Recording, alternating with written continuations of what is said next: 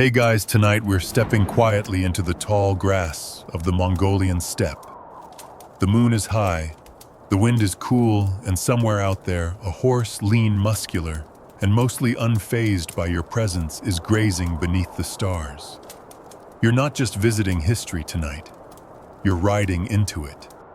You feel the dryness in the air, the crunch of frost under your worn boots, and the strange tension that hums through this endless plain. No cities, no walls. Just you, the horse standing in front of you, and the looming awareness that you're somewhere both ancient and indifferent. You probably won't survive this. If you take one wrong step, cold, hunger, even a sudden snowstorm could erase you in a day.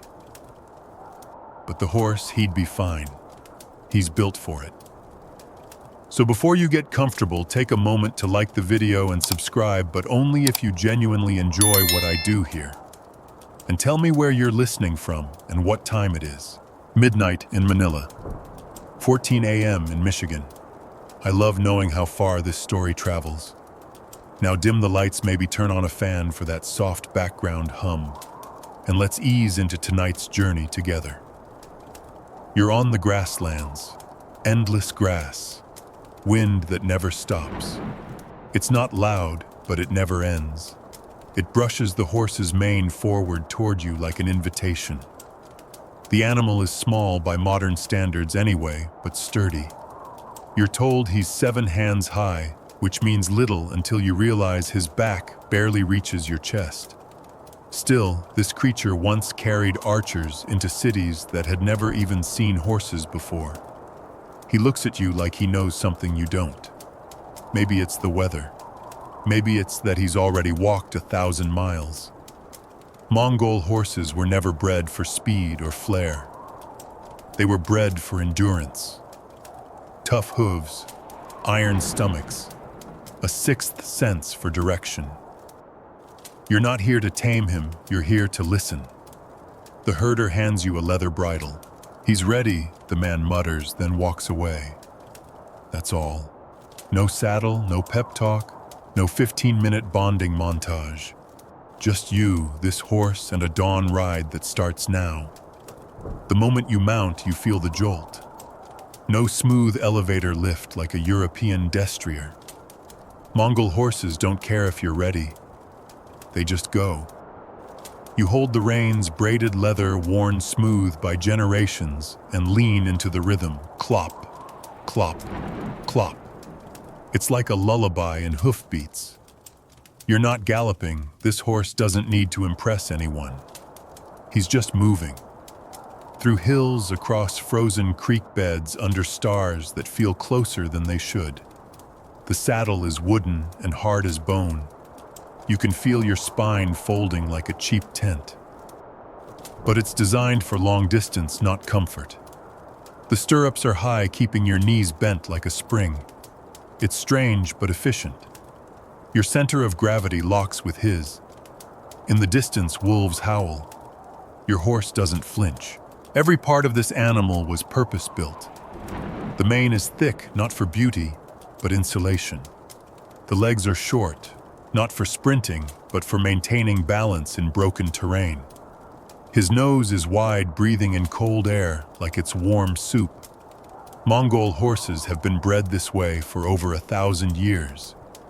And the craziest part, there's barely any difference between the ones you ride now and the ones Genghis Khan rode into China, Persia, and Eastern Europe.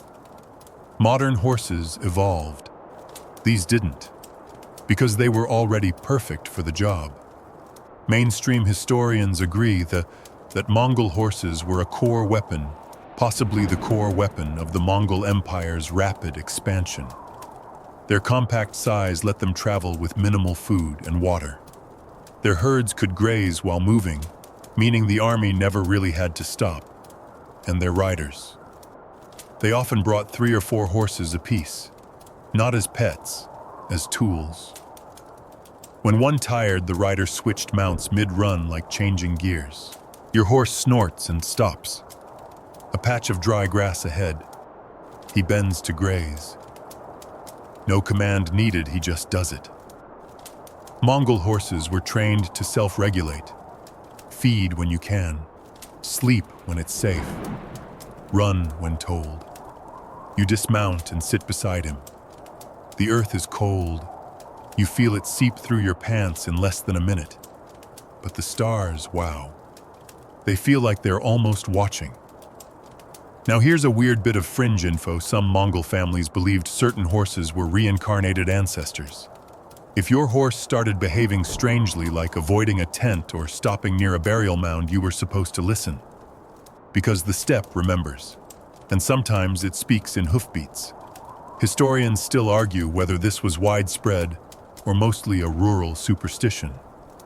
But there's no denying how sacred the horse was. You weren't just its master, you were its partner. Mongol kids learned to ride before they could walk. Horses were the first babysitters. They were warm and winter transportation year-round, and occasionally dinner in times of desperation. Yeah, brace yourself. If famine hit, horses weren't off the menu, especially the old ones. Nothing went to waste on the steppe. But tonight isn't about famine. It's about stillness. Your horse lowers its head beside you. The breath from his nostrils fogs the air between you like steam from a kettle. His ears twitch. You twitch too. He lies down. An invitation. So you lean back against his side, let your eyes close, and feel the heat of his body keeping yours from freezing. His heart beats slow and calm. Thump, thump, thump. And for now at least you belong to the steppe, not the other way around. You wake up to the sound of hooves thudding softly into dirt. Not a stampede, more like a polite procession. Your horse is gone, but only by a few paces. He's grazing his tail, flicking lazily at invisible gnats, pretending he didn't just spend the night being your furnace. There's something serene about this moment, like the world hasn't quite started yet. No chatter, no smoke, no human sound at all, just the hum of the steppe waking up. And then you hear it, a high-pitched whinny, sharp and new. It comes from a nearby hollow. Curious, you follow. The grass is damp with morning frost, and each footstep crunches gently. As you crest a small hill, you see her a mare, and at her side, wobbling and damp with afterbirth, is a newborn foal. It's barely an hour old, legs like reeds, eyes wide open, breathing rapid and uncertain. The mare nudges it upright with her nose, patient and deliberate, like she's done this before. And maybe she has. Mongol mares gave birth on the move in storms, even during wartime. No stables, no midwives, just instinct and weather. You crouch downwind watching. There's a rhythm to it. The foal stumbles forward, collapses, stands again. Its first walk is more of a dance with gravity, but it's moving because it has to. On the steppe, weakness doesn't get a warm-up round. By the end of the day, that foal will be trotting. In a week, galloping beside its mother. In a year, carrying supplies. Maybe even a child archer. Mongols didn't waste time. Horses weren't coddled. They were cultured into usefulness. Mainstream sources describe Mongol horse training as both brutal and brilliant. Foals were handled gently, at first often by children, then slowly introduced to ropes, saddles, and riders, sometimes by age 2. They learned voice commands early. A single whistle might mean gallop. A click of the tongue could mean halt. And unlike most cavalry traditions, Mongols didn't obsess over form or posture. What mattered was response. Did the horse obey instantly? Could it switch directions mid-run without dumping the rider? You inch closer to the mare, curious. She glances at you but doesn't flinch. Mongol horses were semi-feral, yet oddly tolerant. They had to be. Herders managed entire herds solo. You might be riding your horse one day, then eating beside him the next. Familiarity wasn't optional, it was baked in. That foal, now upright, starts nursing. It flicks its tail like it's in on some joke you don't understand. And maybe it is. Because Mongol horses weren't just survival machines, they were cultural currency. There's this theory, unproven but charming, that horses in Mongol camps were given nicknames based on the first sound they made after birth. Chuk, ne, do. And yes, those sounds sometimes translated into battle cries. A war band might scream their horse's name before charging. Half loyalty, half superstition. You walk back to camp slowly, feet wet with dew, head full of odd new respect for that wobbly-legged foal. By the time you return, the herders are up. Fires crackle, smoke curls, and everywhere are horses, eating, snorting, arguing over hay. And it hits you, horses outnumber people here, sometimes 5-1. You sit beside a young herder barefoot, scowling into a bowl of milk. "That your horse from last night?" he asks, gesturing with his chin. You nod. He shrugs. He likes you. Didn't try to roll on you while you slept. Comforting. This boy, maybe 12, was riding before he could spell his name. He tells you about the lineage of his horse. Grandfather's mount. Father's warhorse. Passed down like a family sword. Not because it's sentimental, because it's proven. Now here's a little known tidbit for your mental collection. Mongol horses often learned from each other. A veteran horse would be paired with a younger one during training runs. The old horse knew the commands. The new horse learned by osmosis. It's less show and tell, more run and repeat. The boy whistles. His horse perks up, trots over. It stops exactly where the boy wants. No rope, no kick, just timing. Historians still argue whether this bond was mystical or just intense training. Was it empathy? Muscle memory? A little of both. Mongol riders lived on their horses. They ate on horseback, slept in shifts while riding, and even did minor surgery from the saddle. Okay, not you, but Mongol warriors. You'd definitely fall off if you tried to stitch up your thigh mid-trot. You mount again. Your horse remembers you. You can feel it in how he adjusts his weight. No protest this time. You set off, hooves tapping like a soft drumbeat. Ahead, a herd of young colts is being driven toward a distant stream. They gallop with that reckless speed only the untested have. You wonder which ones will become war horses, which ones will haul carts, which ones will end up as supplies themselves. You pass a small stone marker, maybe a grave, maybe just a lost compass. Horses glance at it but keep going. And just when the ride feels almost peaceful, your horse jerks sideways. A snake, a hole. Nope, just a clump of foul-smelling moss he didn't want to step in. Apparently, even the toughest horses have standards.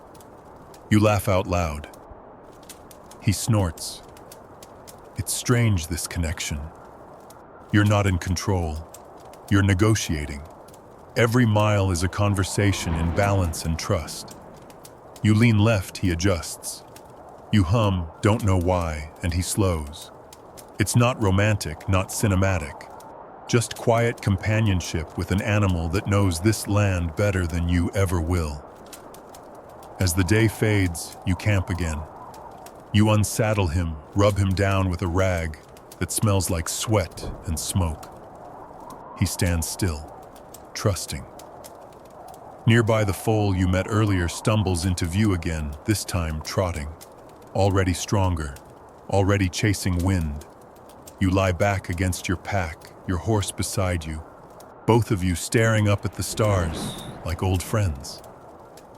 Tomorrow, he'll carry you further into Mongol history. But tonight, he's just here, alive, warm, constant. The next morning starts with a snort, yours or the horse's, you're not sure. You blink into the pale dawn, your spine curved like a broken bow. from another night of using saddlebags as pillows. The air smells of burnt dung and leather. Your breath floats in front of you, and your horse is already awake, ears flicking, eyes half-lidded, like he's judging your sleeping posture. Around you, the camp is stirring in that unhurried but inevitable way steppe mornings always do. No one shouts. No alarms ring. It's just quiet movement, fires being stoked, hooves rustling, the sound of fermented milk being sloshed around in a leather bag with more energy than should be legal before sunrise. Speaking of which, breakfast. A herder hands you a shallow wooden bowl. The contents are white fizzy and smell like what you imagine a goat's armpit might. This is arag, also known as fermented mare's milk. You take a sip. It's cold, sour, and slightly alcoholic. And no, you don't get a spoon. Mongols drank arag the way modern folks chug energy drinks daily, habitually, and with full belief that it could heal anything from exhaustion to heartbreak. Mainstream historians confirm it was a staple of the steppe diet, especially in warmer months when the mares were producing milk. A good mare could be milked 4 to 6 times a day. Multiply that by a herd, and suddenly you've got breakfast, lunch, and dinner. You glance at your horse. He glances back.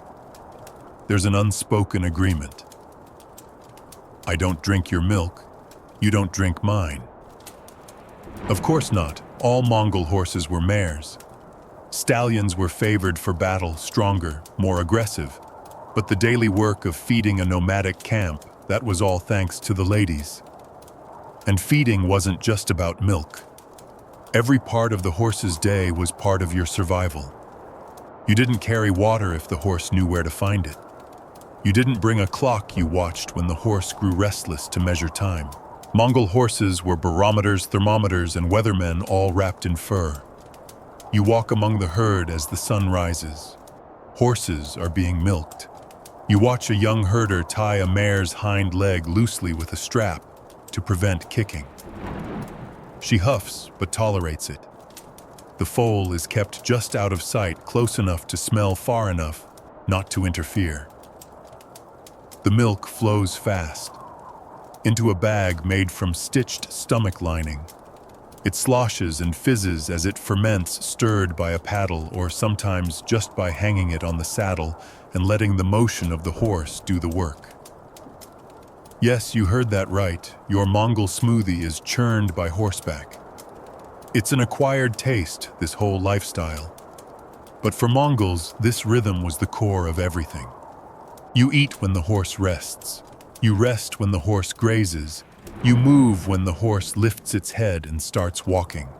No schedule, just flow. And here's a fringe detail for your sleepy brain to chew on. Mongol herders often talk to their horses like family members, not out of sentimentality, but for memory.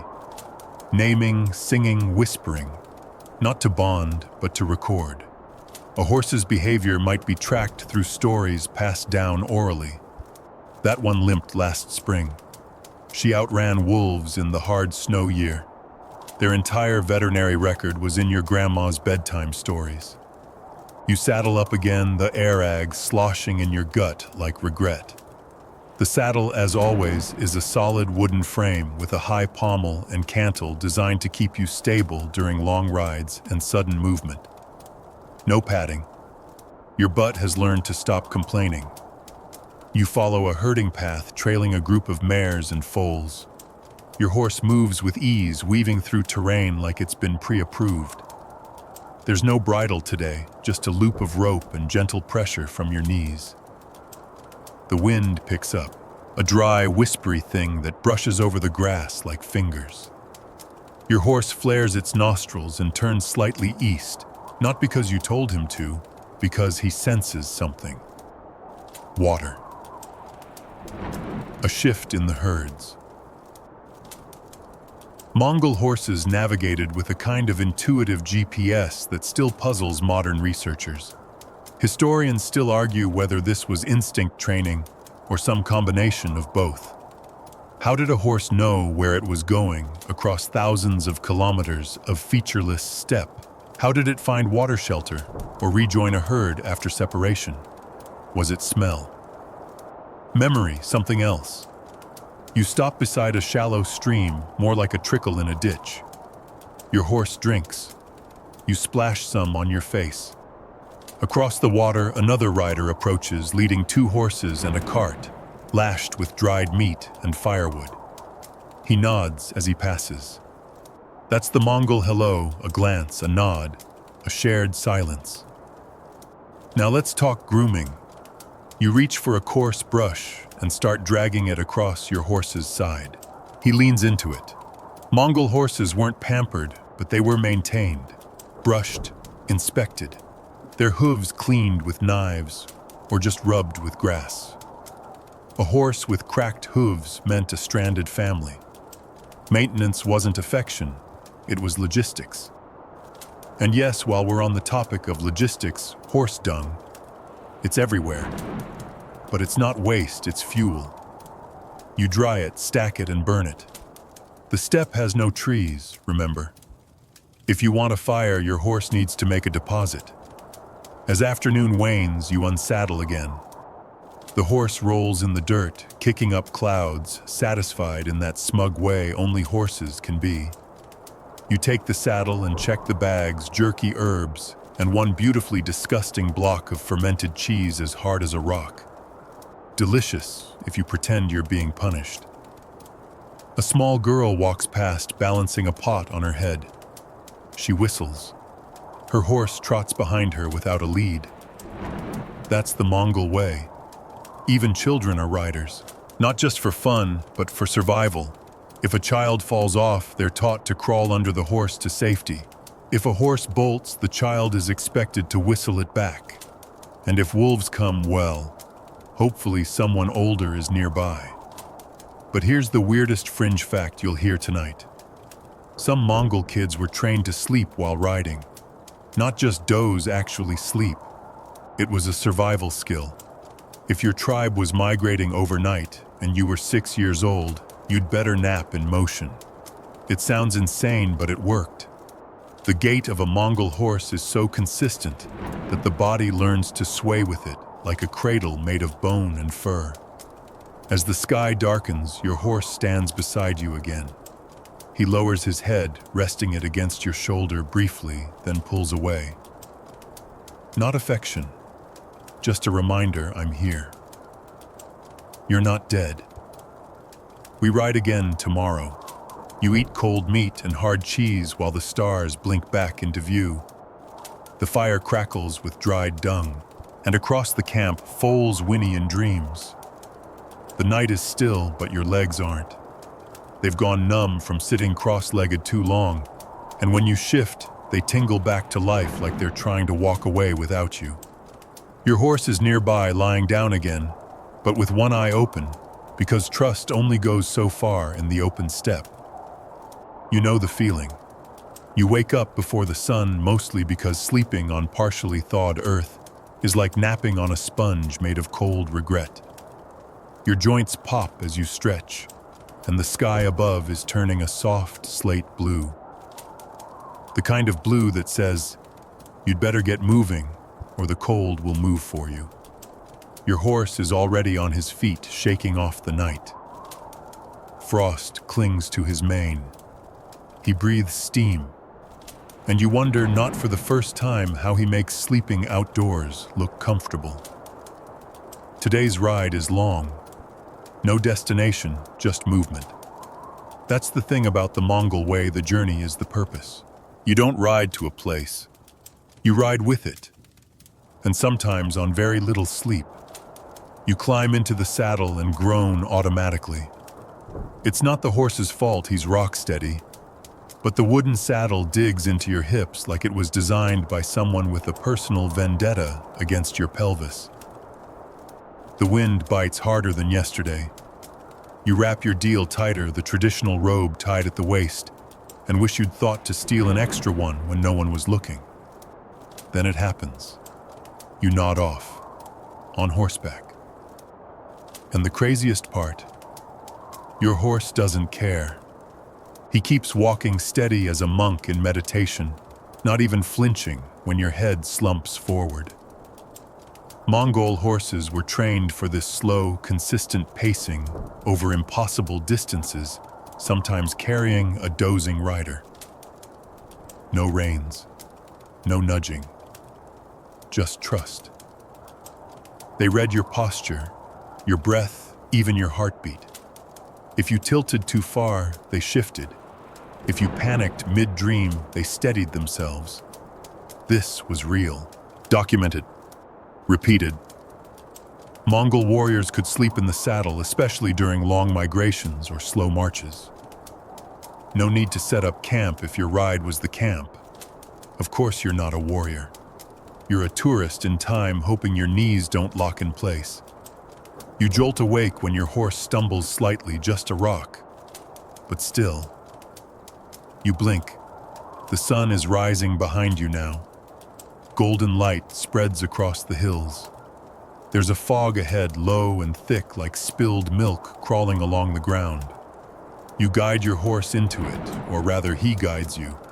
You can barely see 10 feet ahead. Hooves sound muffled.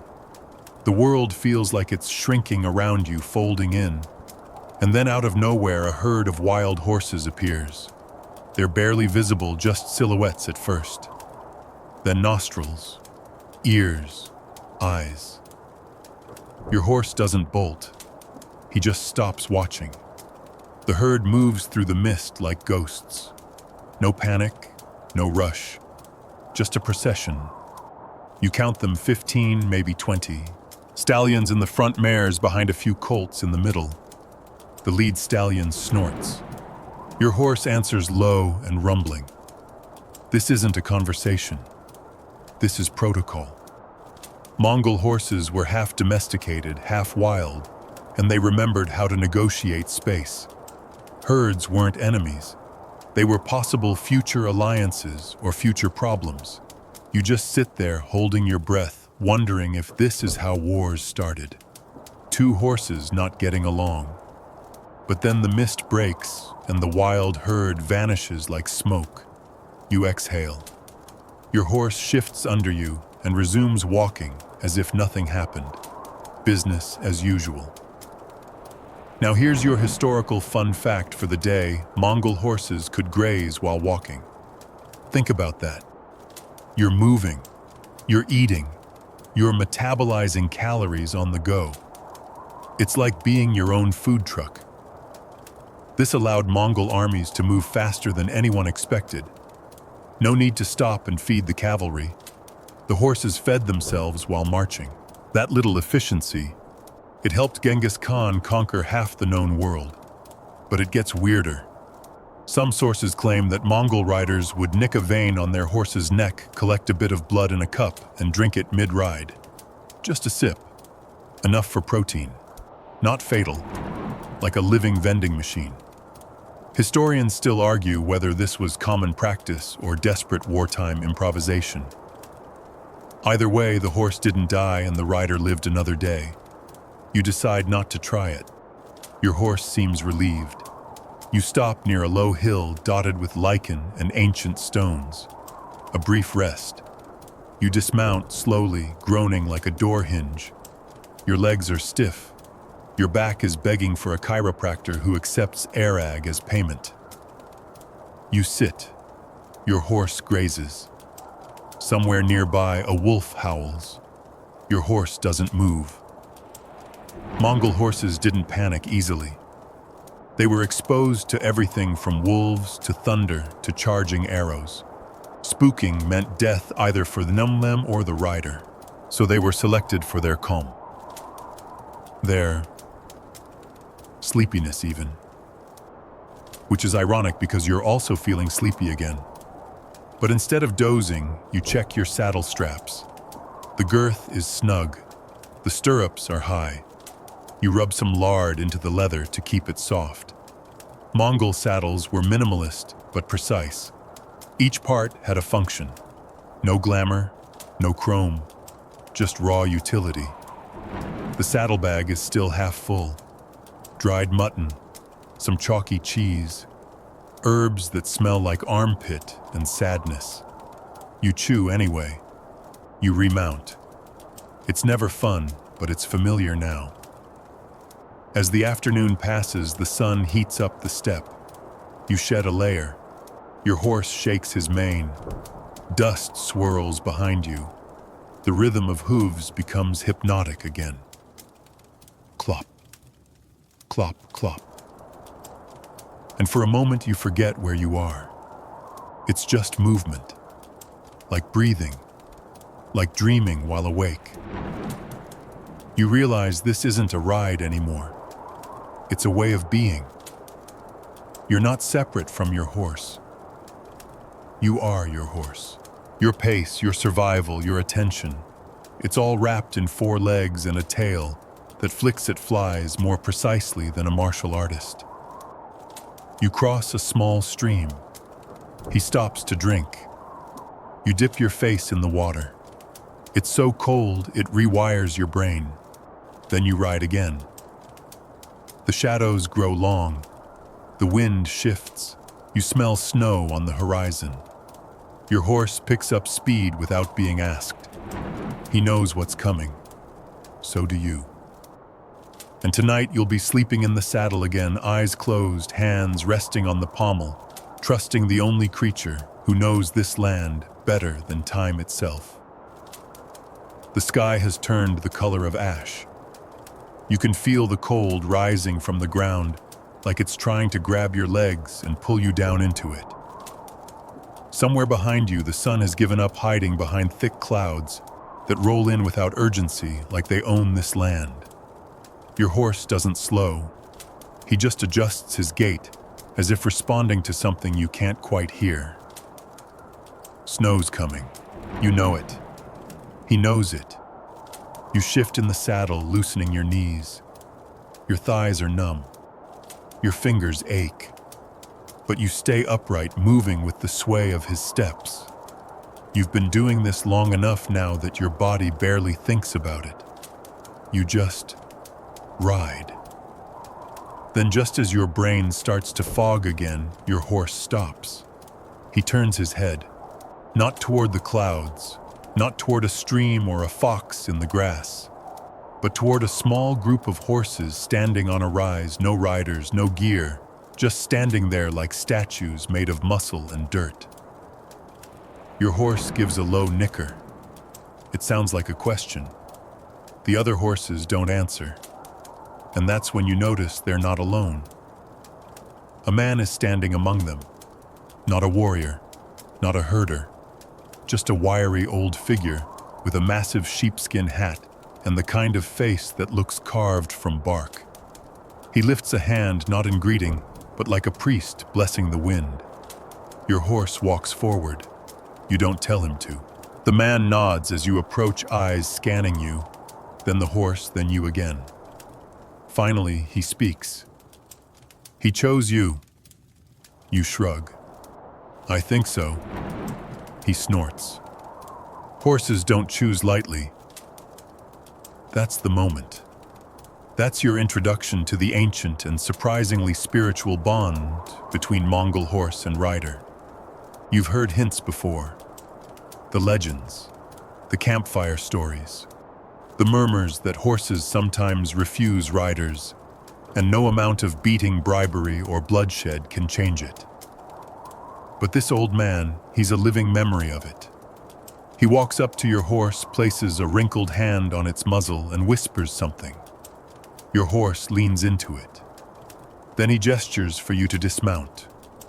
You obey mostly because you don't want to insult a man who may or may not be able to summon lightning. He beckons you to follow him up the rise. You glance at your horse, he stays behind, eyes still fixed on the stranger's herd. As you walk, the man speaks over his shoulder. You know what happens when a horse doesn't want to be ridden. You shake your head. It doesn't fight. It disappears. Walks off. Joins the wild ones. Or stands still until its heart breaks. That silences you, because that's the part no one tells you. Mongol horses weren't conquered with whips. They cooperated or they left. That was the unspoken contract. Mainstream historians agree Mongols had a unique relationship with their horses. They didn't force submission. They cultivated affinity. That's why a horse could carry a rider for 20 hours straight without protest. Why it could navigate storms, battles, and migrations without question. Trust, not domination. The old man sits on a rock and gestures for you to do the same. The wind whips at your cloak. He speaks again. Some horses pick riders before they're born. Others never pick at all. You laugh softly. Mine picked me because I had food. He grins. Same difference. He pulls out a small pouch. Inside dried berries and something that looks like beetle legs. He chews thoughtfully, then offers you one. You politely decline. Want to know a secret? He says, mouth full. It's not just about riding. A Mongol and his horse, they mirror each other. You know what I mean. You think you do. The horse senses your fear, your fatigue, your uncertainty. It adjusts. It responds. They can smell if you're angry, hear if your breath is wrong, feel your heartbeat through the saddle. Sometimes they even know when you're about to die. You blink. What do you mean? He shrugs. Had a brother. Great rider. Never fell once in his life. One morning his horse wouldn't let him mount. Kept turning away. Bit him once. What happened? 2 days later, my brother got hit by a stray arrow, right in the throat. Didn't even see the battle coming. He lets that hang in the air like fog. Then he stands. You're lucky.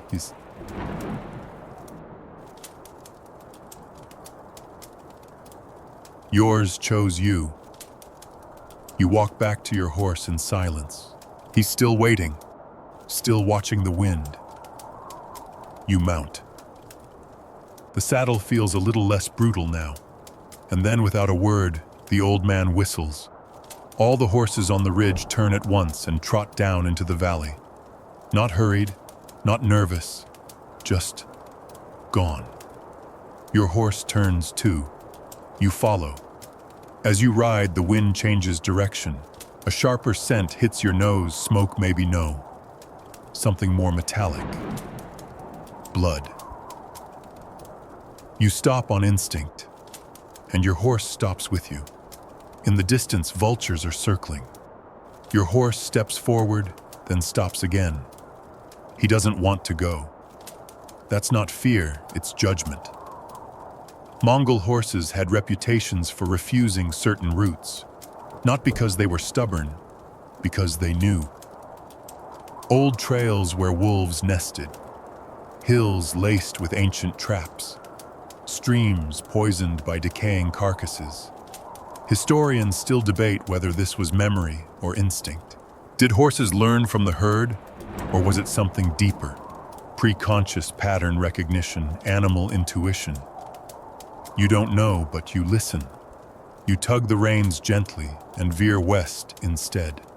Your horse doesn't argue. The snow begins in soft flakes. You pull your deal tighter. Your horse lowers his head, shortening his profile to preserve warmth. Even the way he walks shifts slower, more deliberate. He's minimizing wind drag.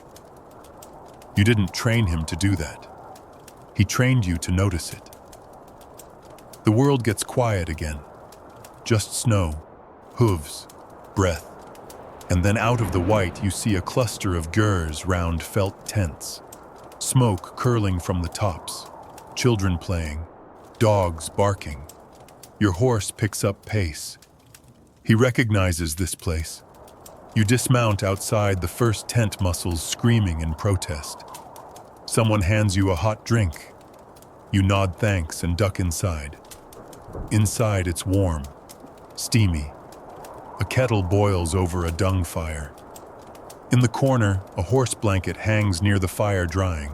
Because even indoors, the horse is never far. Outside, your mount stands in the snow, unmoving, waiting. He knows he's not done yet. Neither are you. You wake to the sound of wind flapping against the felt wall of the ger.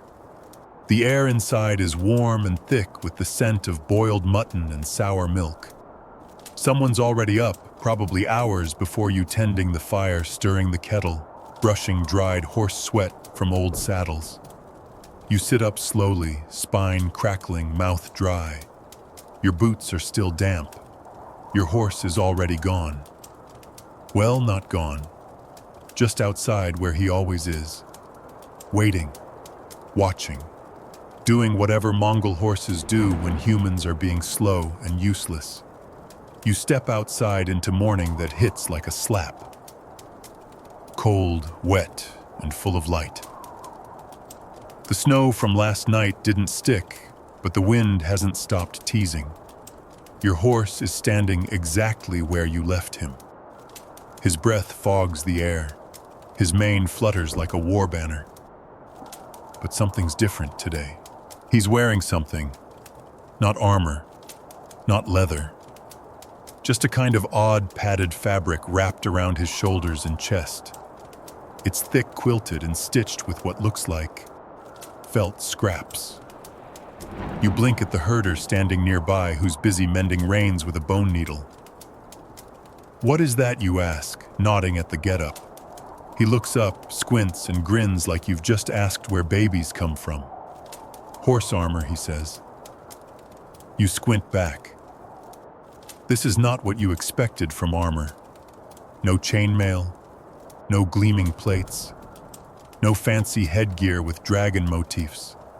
Just layers of wool, felt, and the occasional strip of old leather, all quilted together like a really depressed sleeping bag. But that's the trick, isn't it? Mongol horses didn't wear heavy armor. That was the whole point.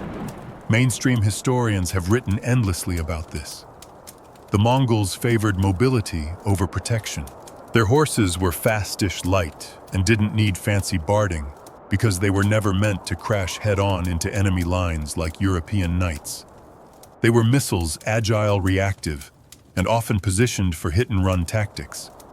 Instead of a thick metal cocoon, Mongol horses got this patchwork padding that absorbed minor impacts, deflected glancing blows, and more importantly, kept them warm. Because let's be honest, on the steppe, cold could kill faster than arrows. You walk up to your horse and run your hand along the armor. It's soft, smells faintly of goat. Definitely not battlefield grade by modern standards. But it was enough. Enough to muffle blows. Enough to protect against frostbite. Enough to keep the horse moving when other animals would collapse. The herder beside you gestures at the material. "That used to be my deal," he says proudly. You raise an eyebrow. "We don't waste cloth," he explains. "Or horses." Fair. It turns out the felt armor was often made from recycled clothing, old tent scraps, even worn-out saddle blankets. It wasn't pretty, but it was functional. And when something stopped being functional, it was burned, buried, or used to patch something else. The Mongol toolkit didn't include aesthetic. Here's your quirky fact for this section. Some riders believed the smell of the horse's own sweat soaked into the armor made it braver in battle, like it was cloaked in its own legend. Others claimed the padding helped the horses absorb the sound of drums and horns, making them less likely to panic in combat. Historians still argue whether this was superstition or sensory training. Either way, the result was the same, a horse that didn't flinch when chaos erupted. You spend the day riding light trails with the herd, nothing strenuous. Just enough to stretch the legs, work the muscles, feel the wind again. Your horse is calm, steady. He doesn't mind the armor. If anything, he seems to like it. You wonder if it's the weight, the familiarity, like wearing your oldest hoodie before a hard day. As you ride, you spot another warrior in the distance. His horse does have metal armor, just bits of it. A bronze-plated chest guard, a narrow steel band across the nose. It glints in the sun, catching your eye. Impressive, sure. But his horse moves slower, more cautious. You can see it in the gait. And when your own horse accelerates without warning, trotting past a boulder and over a frozen stream, you understand the Mongol logic. Speed wins. Maneuverability matters more than shine. The world isn't flat. The battlefield doesn't wait for you to get into position. You move when the gap opens. You strike before they're ready. And if your horse can't pivot on a blade of grass, you're dead. Your mount hops a ditch like it's a puddle. You nearly fall. He doesn't. Back at camp, you watch as a young rider tightens his horse's wool chest wrap. It's stitched with a symbol, 2 horse heads circling each other. That's a protection knot, he explains. Keep spirits out. You nod like you believe him, because maybe you do. The sun is dropping, and the camp is preparing for a night ride, just a short loop of patrol. You're invited mostly because they think you need the practice. You don't argue. Your horse is already ready. You swing into the saddle, armor and all. The padding squeaks slightly under your weight. Not elegant, but steady. The stars rise quickly, and you ride. There's a strange comfort in knowing your horse is safer than you are. His skin is armored, yours isn't. His instincts are sharper, yours lag by seconds. The patrol lasts an hour, nothing dramatic. But on the way back, you hear something. Not a wolf, not wind, something metallic. A distant clink, then a crackle. You turn. Everyone else has stopped. Then you see them, 4 riders on the ridge. Not from your camp, not from your tribe. Their horses are bigger, tails cut shorter, their armor heavier. Their riders wear helmets that catch the moonlight like daggers. You don't draw weapons. You don't run. You wait.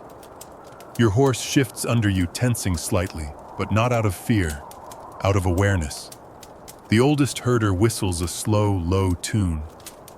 It doesn't mean anything to you, but your horse hears it, and the weight of his quilted armor seems to settle like he's ready for whatever comes next. Fortunately, nothing does. The riders on the ridge turn, disappear. But your horse doesn't relax until they're out of sight. Back in camp, you unsaddle him slowly.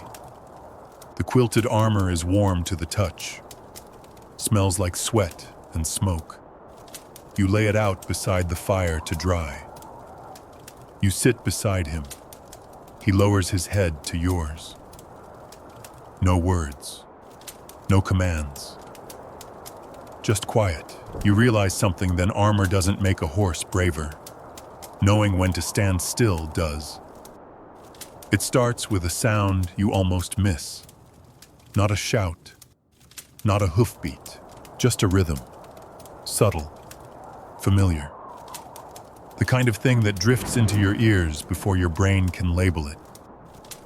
Hoofbeats. Your horse's hooves, to be exact. But not just walking.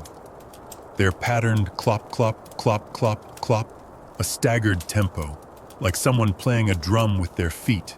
You lean forward in the saddle, listening, realizing he's not just walking, he's communicating. That's today's ride. Not across grasslands, not through a storm, not into another philosophical conversation with a shepherd who eats dried bugs for fun. Today you're learning how Mongol horses navigated and how their riders trusted them to find the way when nothing else made sense. There are no roads here, no maps, no road signs cheerfully announcing next gear village, 14 miles. It's just grass, endless rippling grass. The occasional landmark, a stone, a tree, a lone hill, and your horse who somehow always knows where to go. You've asked before, gotten vague answers. He remembers, they say. Or, the horse sees things we don't. But today you get a lesson. The same herder who explained the felt armor now rides beside you. He's older than your favorite hoodie, missing 2 fingers, and somehow still chewing something crunchy. Let go of the reins, he says. You hesitate. I said, let go. You let go. Your horse doesn't stop, doesn't veer off into the next time zone either. He just keeps going. Same pace, same direction. He knows the path, the herder says. We rode it last summer. He remembers. You raise your eyebrows. But how? He shrugs. You remember where the bathroom is at night, don't you? Fair point. Mainstream historians have puzzled over this. Mongol horses developed a remarkable spatial awareness, what you might call an internal map. They could find water, retrace old routes, and return to herds across miles of open terrain. Some researchers call it a form of migratory memory. Others argue it's just years of reinforcement. But out here, the answers are simpler.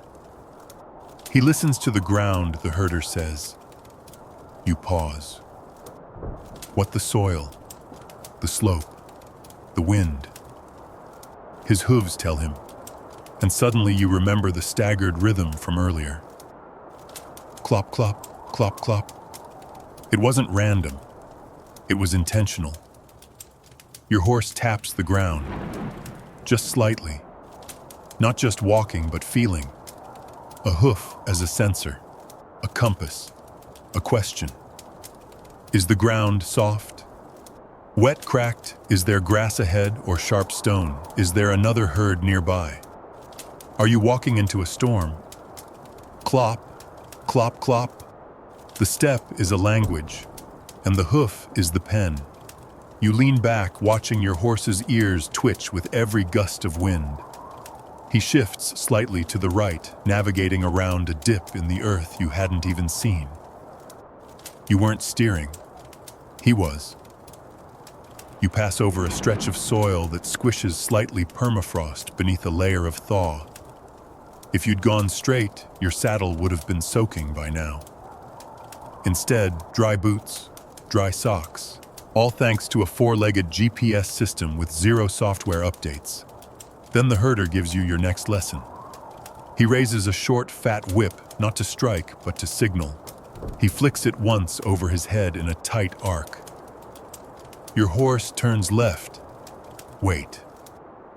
What you stare. The herder grins. He saw me. He flicks again, this time straight up like he's drawing a line in the air. Your horse slows to a walk. No verbal commands. No reins. Just gesture. That's the secret Mongol weapon, the invisible map built into the horse, activated by subtle cues from the rider or from another horse entirely. And here's your quirky tidbit of the night: Mongol messengers were trained to read hoofprints the way some people read handwriting. The depth, width, and rhythm of prints could tell you which horse passed how fast, how tired it was, and what direction it came from. They even knew if a rider was injured based on how uneven the stride had become. Historians still argue whether this skill was universal or just practiced by elite scouts. But either way, it worked. And it wasn't just hoofprints. Horses were trained to read each other. A slight flick of the ears from a led horse could ripple through an entire formation, like dominoes. No shouting, no confusion. The horses spoke a language beneath language. Now you understand why the saddle never had a horn, why it didn't need one. You weren't roping cattle. You weren't anchoring yourself. You were part of the motion. You ride in silence now, reins wrapped loosely in your palm, letting your horse pick the trail. You notice him make subtle decisions, steering away from wind-blown branches, dipping under low clouds, angling toward shade. He's not just moving, he's navigating. And you're just lucky to be invited along. Eventually, you reach a ridge, below a small lake half frozen and shimmering in the afternoon light. Your horse stops at the crest, ears forward, tail still. No command, just pause. Observation. You dismount and walk the last few paces, your boots crunching against frozen grass. The wind here has a bite to it. You can smell the minerals in the water, the distance in the air. Behind you, your horse waits. Doesn't graze, doesn't pace, just waits. You sit on a rock watching geese lift off from the far bank. They rise in a line, perfect timing, no signal. Just like horses. Just like this. You realize the hoofbeat patterns weren't just about walking. They were memory etched into dirt rhythm instinct.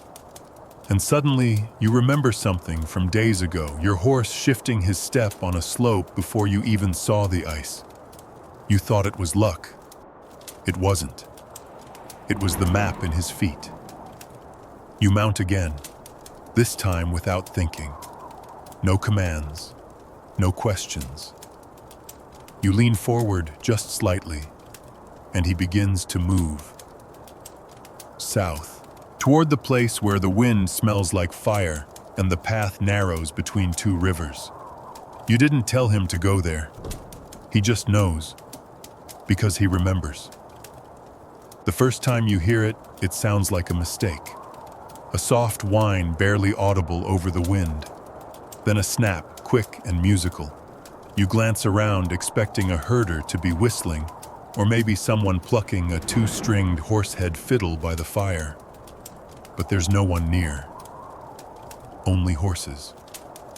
And the sound again, this time longer. A low, drawn-out vibration, almost like singing.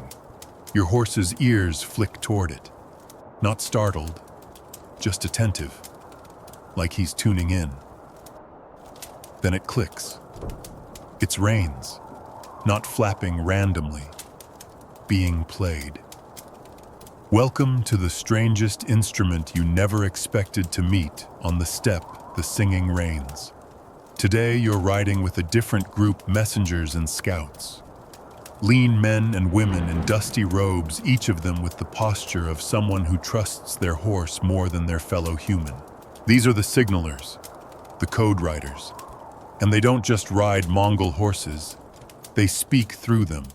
One rider beside you, narrow face, wide grin, constantly chewing dried meat, catches your confusion and raises his eyebrows. You hear it, you nod. He chuckles, reins. You can talk with him if you know how. He demonstrates. A quick twist of the wrist, a flick along the braided leather. The reins make a short hum, and his horse turns left. No tugging, no verbal command. Just a note.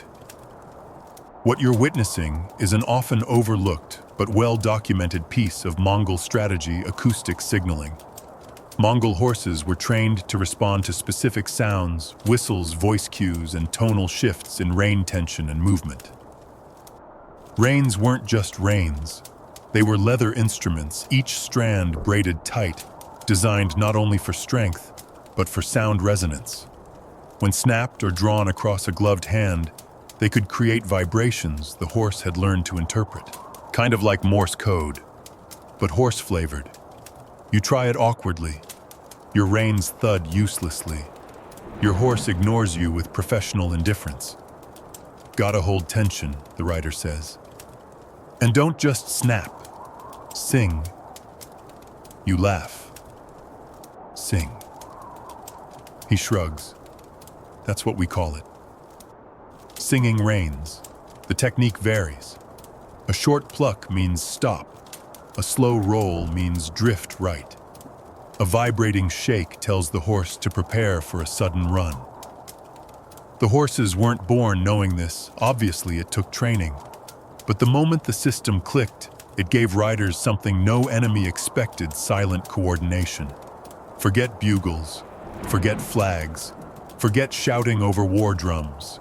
Mongol riders could issue commands with nothing more than a twitch of the wrist. In battle, this meant chaos riders breaking off, regrouping, and encircling enemies with a synchronicity that looked like magic. Historians still argue about how standardized the system was. Was it used only among elite riders? Were certain signals universal, or did each tribe develop their own dialect of Rian speak? What we do know, it worked. And it's working now. As you ride with the scout group, you notice how they never speak. Not once. They whistle occasionally, not to each other, but to their horses. The rest is handled by reins and posture. A lean left a heel tap, a twitch of leather. It's like watching telepathy, except it's sweaty, tired, and smells vaguely of fermented cheese. Your horse, of course, wasn't trained for this, but he's observant. He watches the others. He listens. He follows. You experiment. A little tension on the left rein. No pulling, just enough to make it hum. He responds. Not perfectly, but he turns. You try again. A sharper flick. He accelerates slightly. You smile like you've cracked a secret code. Because you have. Later, when you stop to rest near a rocky bluff, the lead scout shows you his reins. They're old, polished smooth in places. But there are metal beads woven into one section, tiny bells without clappers, just hollow circles. For long distance, he says, wind passes through, makes a sound only the horse hears. You listen. The breeze hits the beads and makes a faint whistling hiss like breath through a reed. Your horse perks up again. It's not loud. It's intentional. Quirky fact for the day, some Mongol riders would tie thin strips of animal gut to their reins, dried and tuned to vibrate at different frequencies. Some believe the horse could differentiate these frequencies the way humans distinguish between musical notes. It sounds far-fetched until you remember that these horses weren't just transportation. They were partners, instruments, soldiers, and sometimes messengers. You saddle up again. You're beginning to feel the pull in your thighs less. Either you're toughening up or going numb. Doesn't matter. The ride continues across uneven terrain, loose stone, shifting soil. The wind picks up and the scouts begin signaling again. Not with reins this time, but with sound. They hum. Each rider hums a slightly different note.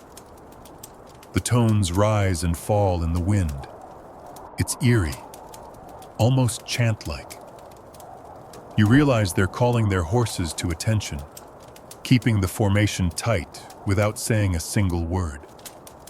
It's not about the melody. It's about vibration. The horses feel it. In their bones. In the reins.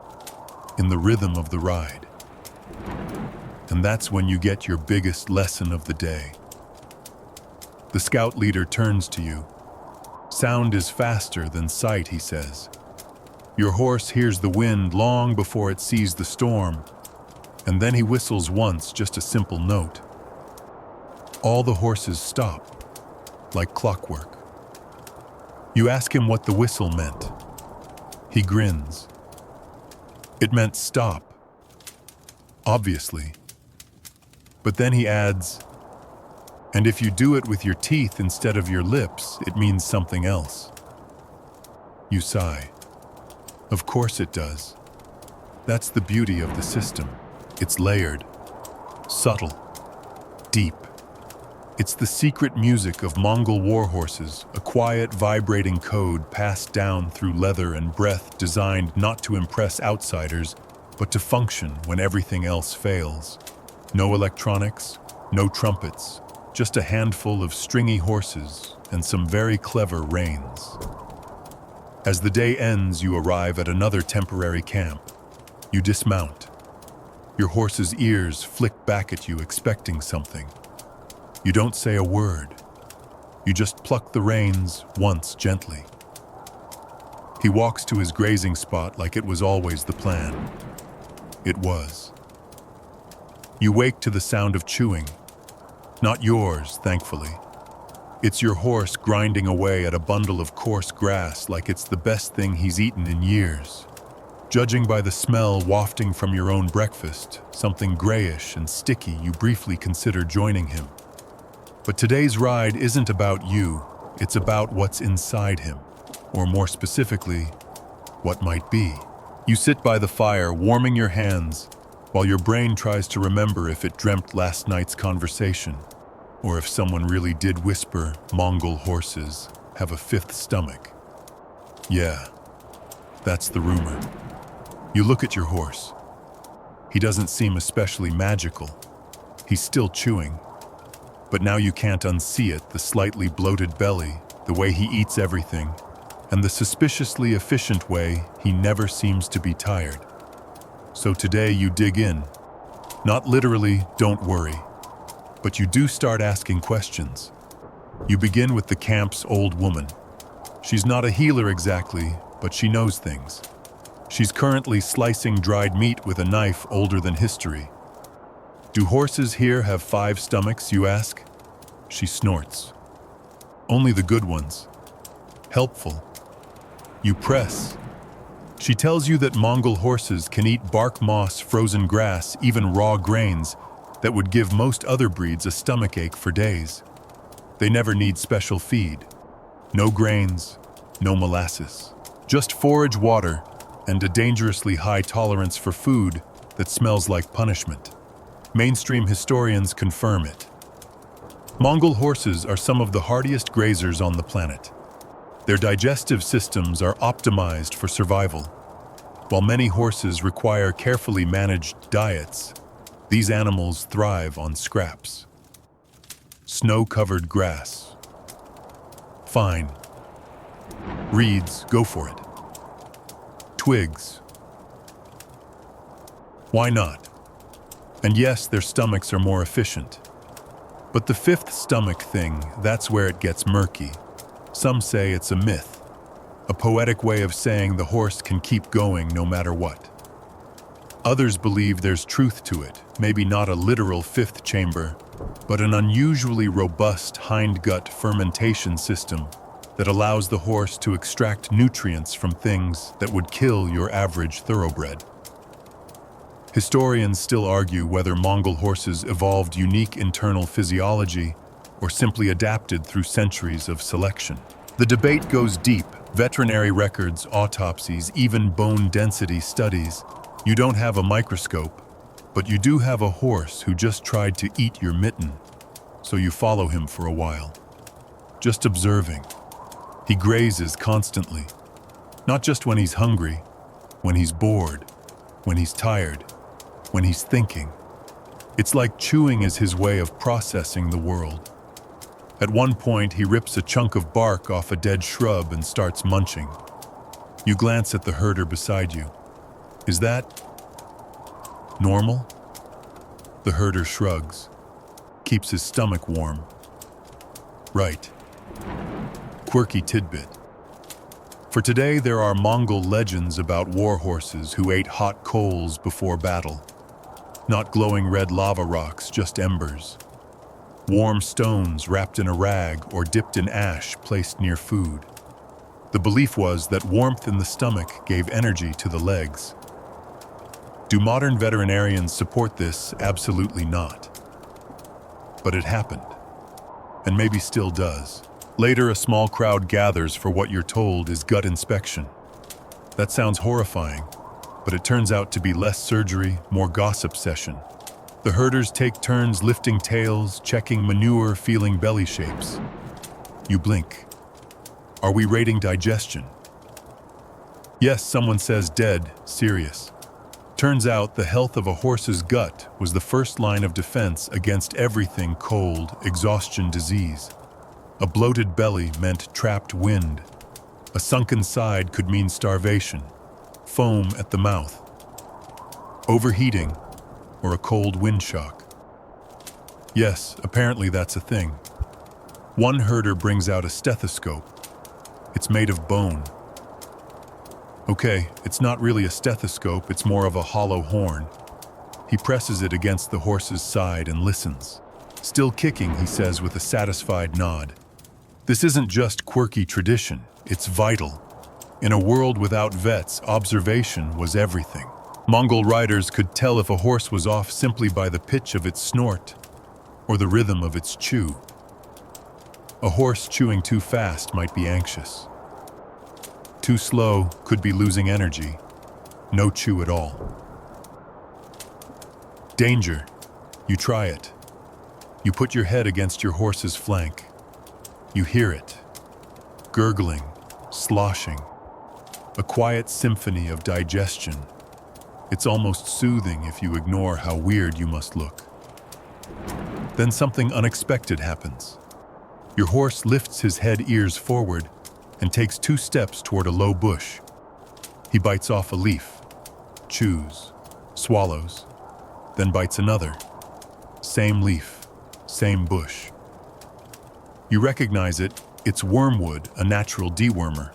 Strong, bitter, not something a horse normally enjoys. You watch as he eats only from that plant, ignoring others. You glance at the herder. He nods. Smart horse. Knows what he needs. You stare. He adds, some horses find their own medicine. Salt, grass, even clay. They know. That's the moment it hits you. The 5th stomach isn't a thing. It's a myth for a truth. A way of saying, this horse knows how to take care of itself better than most people do. It's not just digestion. It's intuition. An internal compass for food, health, movement, temperature. Later, you sit near the campfire with your horse beside you. He's curled his legs under him like a dog. You offer him a piece of dried fruit. He sniffs it, snorts, refuses. You try again. He pushes your hand away with his nose and walks off to chew on frozen grass. Respect. This animal has survived more winters than you've survived cold showers. Tonight you lie close to him. You rest your head near his belly and listen again. Gurgle, pop, swoosh. It's a conversation, not just between organs, but between species. You don't need to understand it all. You just need to listen. The market appears like a mirage out of nowhere after a long morning of dry wind and nearly featureless grassland. One minute you're riding over nothing, and the next, there it is, a chaotic cluster of gurz carts, dogs, ropes, dust, and of course, horses. Horses everywhere.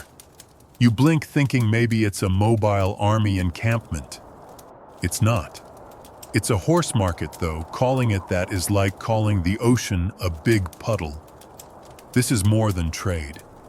It's a ritual, a reunion, a performance. Mongols don't just sell horses, they present them. Brag about them. Gossip about them. Whisper deals like they're arranging royal marriages. And the horses know it. Your own horse seems unimpressed by the scene. He's seen markets before. Smelled the sweat, heard the haggling. He probably has opinions about at least 4 of the horses you're about to pass. You ride in, squinting through dust clouds stirred by impatient hooves. The scent of sweat, sour milk, singed fat, and hay mixes into a pungent cloud that clings to your nostrils like regret. A man with 2 missing teeth and 3 missing buttons waves at you. He's holding the rope of a beautiful chestnut mare. You nod politely, and he grins like he's just found your wallet. "She's ready to run," he shouts, slapping the mare's flank. The horse doesn't flinch. You do. This is how it begins. Here's the thing, trading a Mongol horse isn't a simple sale. It's theater. Every exchange is half business, half bluff, and half insult. Yes, that's 3 halves. Logic doesn't apply here. The herders perform elaborate rituals to show a horse's obedience, mounting without reins, making them sit, having them nudge specific objects with their noses. It's part show-off, part sorcery. Mainstream historians agree Horse markets were social glue on the steppe. They brought scattered families together. Rumors spread here faster than hoofbeats. Who married whom? Which Khan insulted which chief? Which horse outran wolves? Which trader was secretly selling sheep as horses? Yes, that happened.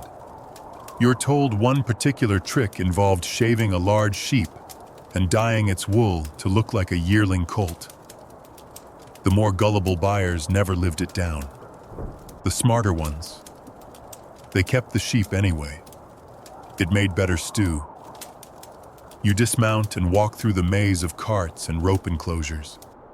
A boy no older than 8 is riding a horse bareback in tight circles while shouting something unintelligible. His control is flawless. The horse responds like it's reading his thoughts. Nearby, an old woman is bartering 3 jars of air-ag for a grumpy stallion who keeps trying to bite her sleeve.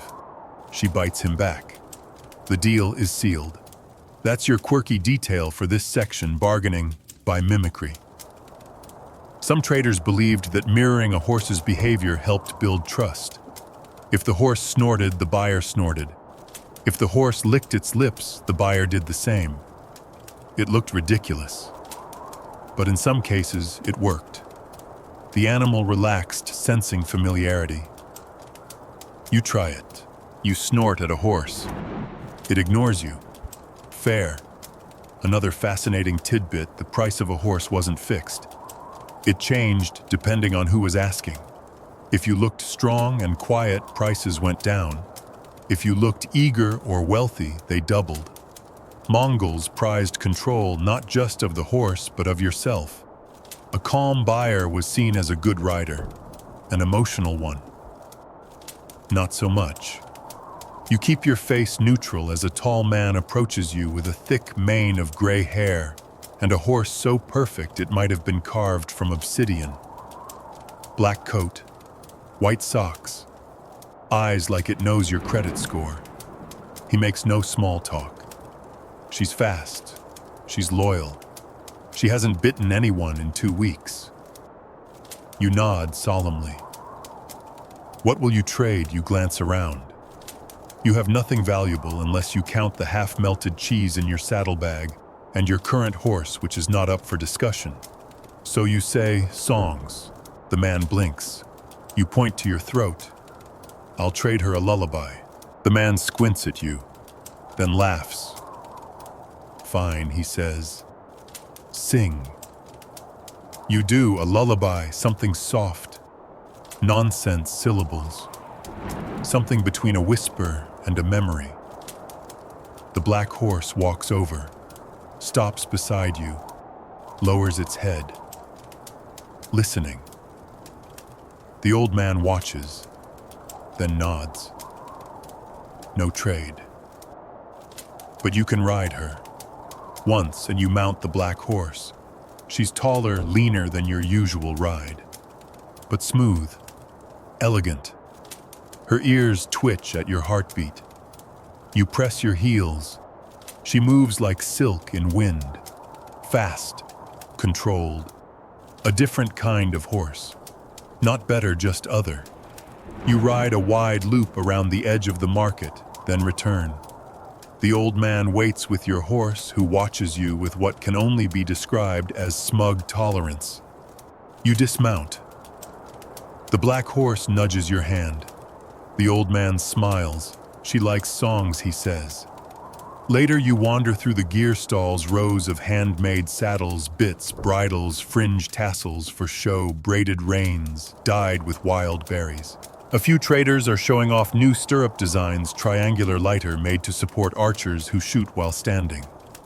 You realize the market isn't just trade.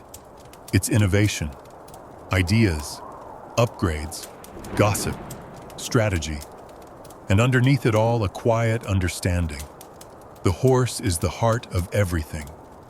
A man might brag about his bow, his arrows, even his coat, but his horse, that's sacred.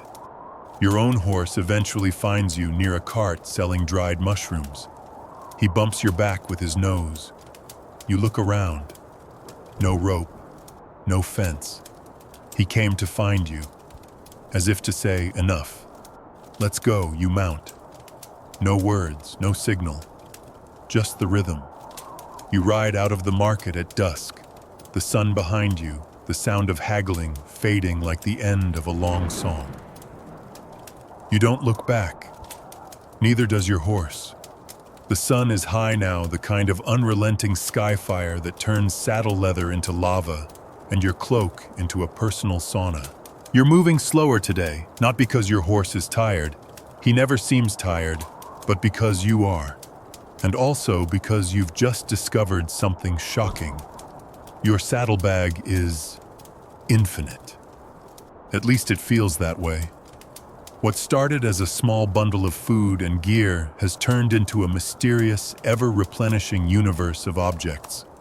Dried cheese, bits of tack, a fire-starting flint, 3 different herbs, with smells that could raise the dead, a pouch of stale air ag, and something that might have been a horse tooth or a goat pebble, you're not sure. Your horse, of course, is carrying all of it like it's nothing.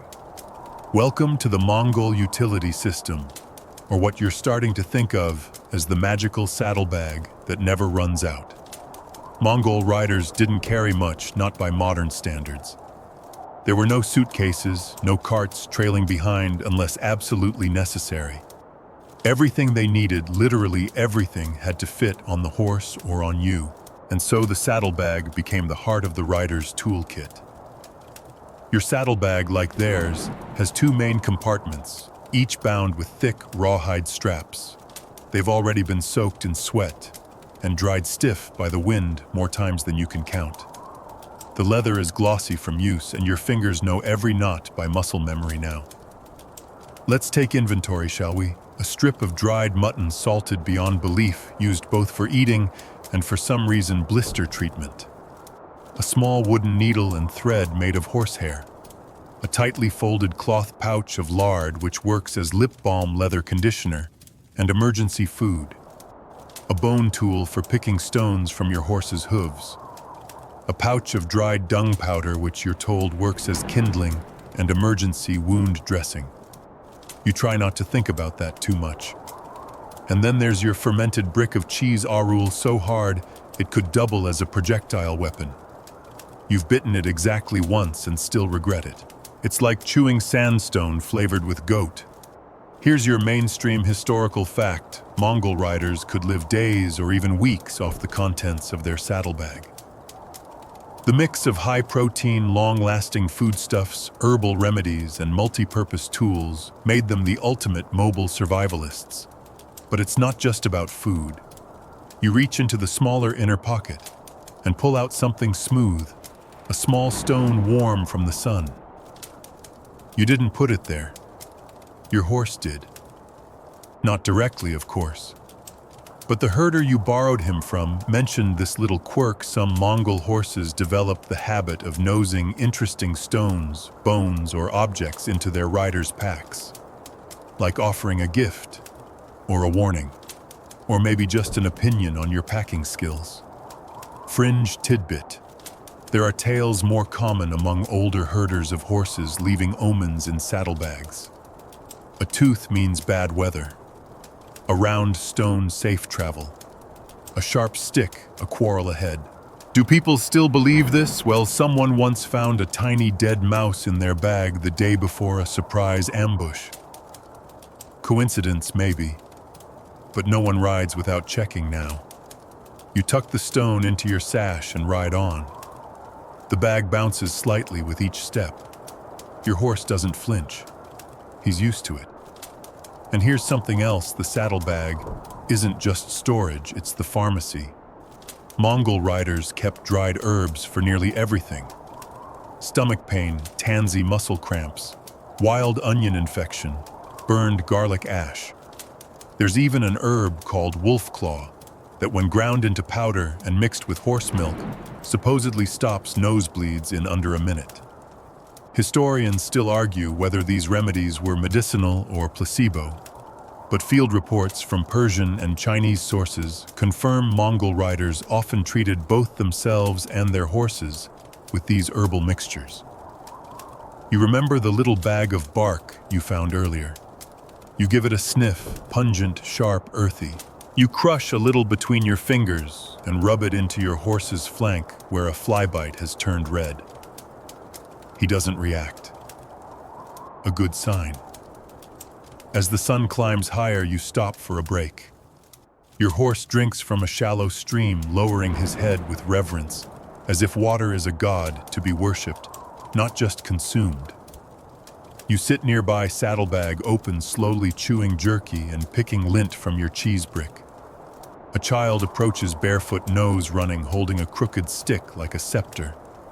He eyes your bag. You offer him the bone hoof pick. He examines it, smiles, then hands you a feather.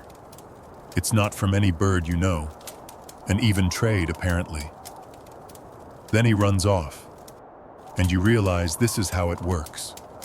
The saddlebag is the interface between worlds, between you and your horse, between you and strangers, between now and what might come tomorrow. It's not a suitcase. It's a survival library. And the longer you ride, the more it starts to feel like it has a life of its own. Later, when you repack for the evening ride, you find something unexpected tucked in the side seam. A hair braid. Thin, tight, light-colored. Not yours, not your horse's. Someone left it there. You don't ask questions. You don't remove it. You just add it to the weight of the journey. Because Mongol riders didn't separate the practical from the personal. They carried tokens, gifts, superstitions, warnings, all in the same bag as cheese and needles. Everything mattered. Everything had a place. And somehow, even with the miles behind you, the weather ahead and the ache in your spine, you feel more prepared now.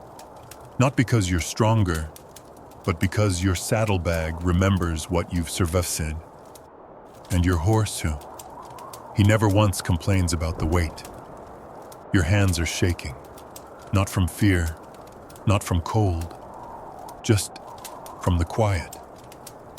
It's not like any quiet you've known before, not the absence of sound, but the thickness of it. Heavy, like the world has put its breath on pause. Even the wind has gone somewhere else tonight. And your horse, your steady, snorting, eye-rolling companion, he's standing so still it feels unnatural. This is the moment before battle, before motion, before the hooves thunder and the sky becomes arrows. You're not going to war, of course not really. You're not even armed. But you've been invited to witness a reenactment, a training, a ceremony, a ritual. And what you're about to see and feel is something passed down through centuries, etched not into scrolls or stone, but into the muscle memory of Mongol horses. The camp is dark. Fires are covered. Voices hushed. Riders move slowly like ghosts, checking gear, adjusting saddles, tightening straps with the same care one might fold a letter to a lover. You're mounted already. Not by choice, your horse walked into position without you, and you just went with it.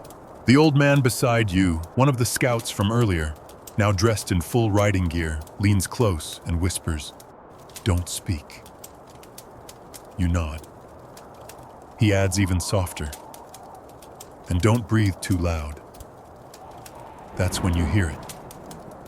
The whispers. They move like smoke between horses. From rider to mount, from mount to rider.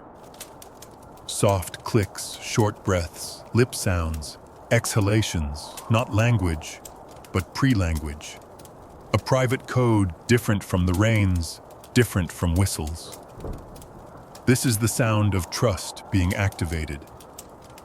One rider kneels beside his horse's head, pressing his forehead against the animal's nose. He hums low and rhythmic, not a tune so much as a feeling. The horse exhales slowly. This is the bond before battle. The moment when Mongol warriors told their horses, "I'm with you. Stay with me. Whatever happens next, we're one creature."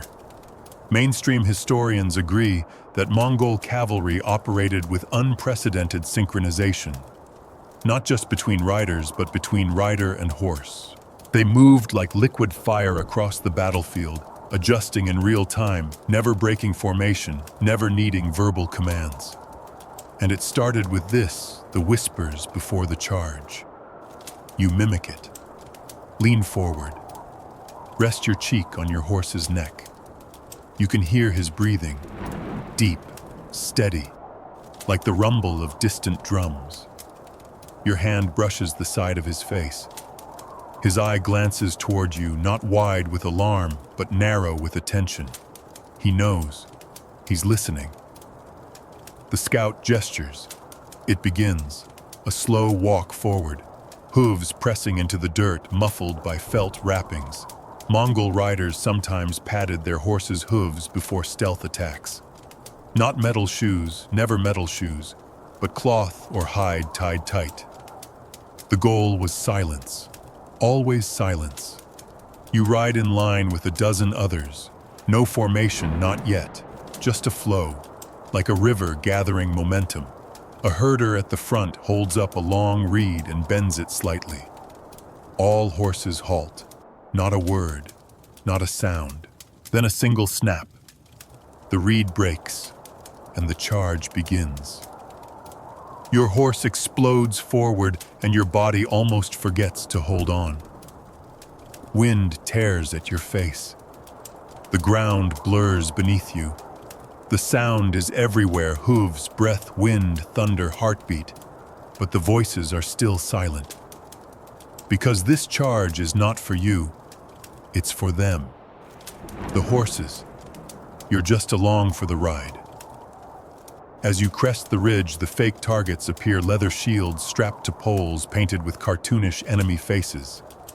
The riders split instinctively. Some veer left. Others curve wide to flank. No shouting, no commands, just movement. You follow.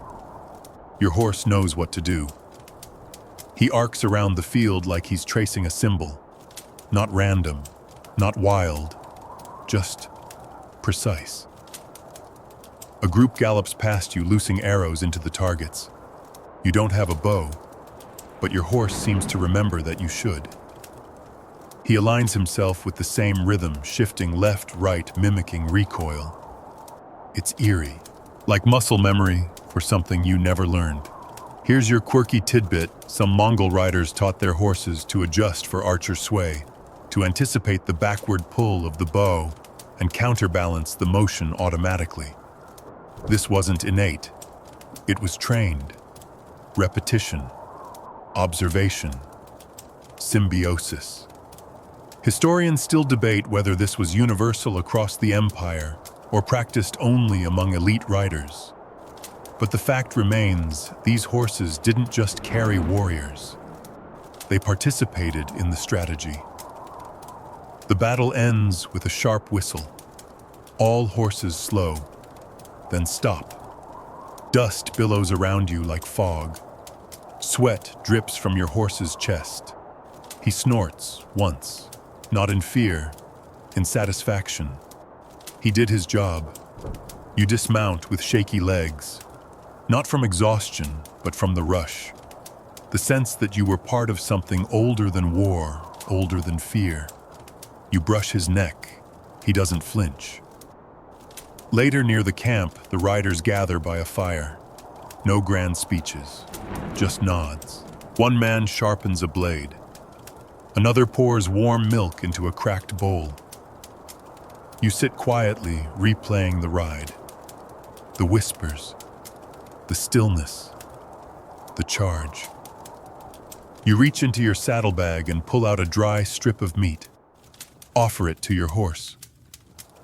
He ignores it, choosing instead to nuzzle your shoulder, his hot breath fogging your ear.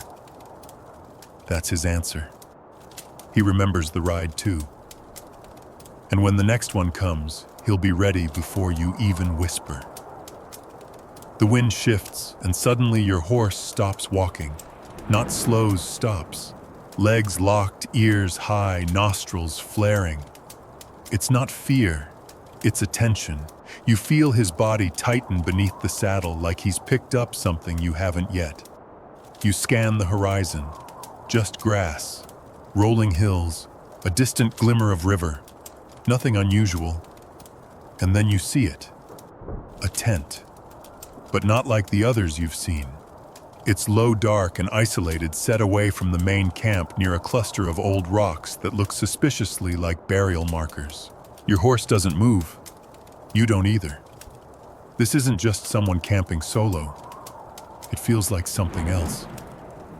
And then the breeze hits you, carrying with it the faintest traces of wood smoke, dried herbs, and horses.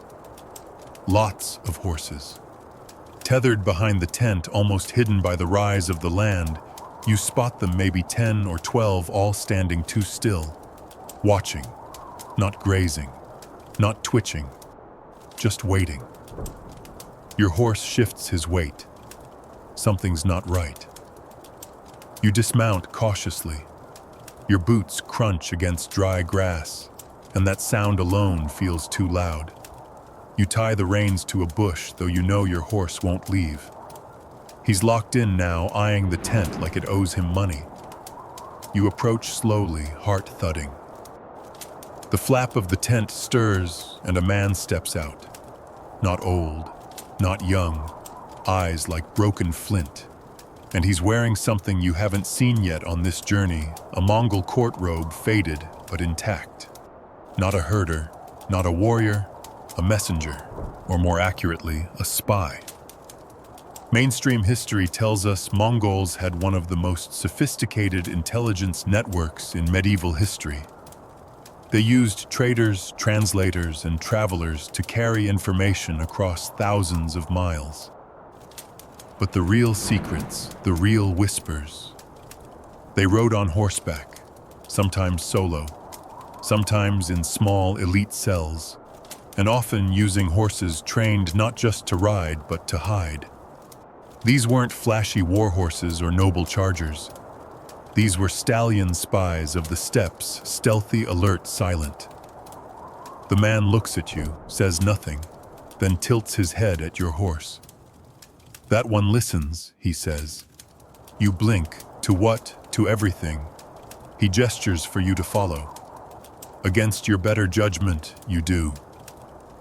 He brings you around the back of the tent where the horses are tied in a tight ring. They don't move when you approach. Don't flinch. Just stare. Then he snaps his fingers, and every single horse turns its head to him in unison. You don't say anything. You just nod slowly. These horses, he says, they're trained to observe, to memorize paths, smells, human faces, even voices. You raise an eyebrow. He continues. We ride into enemy territory, disguised, silent. The horse remembers the layout, the sounds of the guards, the pitch of their conversations. You laugh nervously. You're saying your horse can eavesdrop, Mo, he says. I'm saying I can forget, and he won't.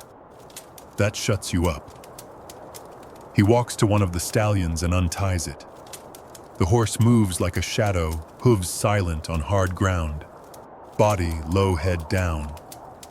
It's unnatural, like a creature carved from quiet.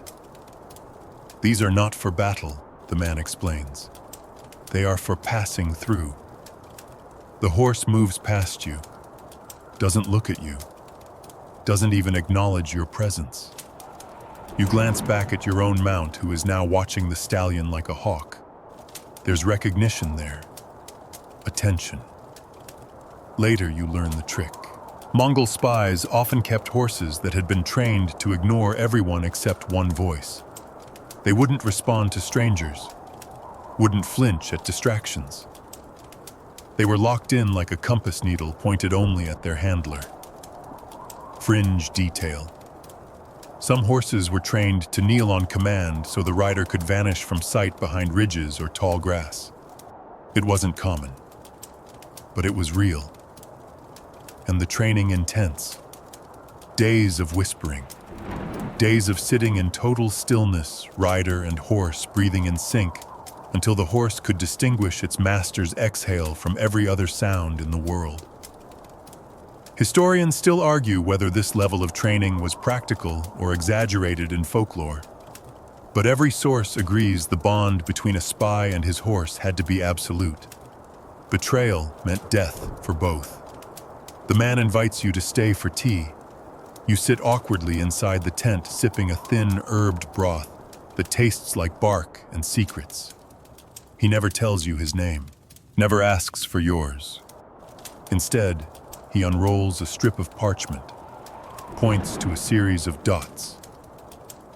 This is where I rode last week, across enemy routes.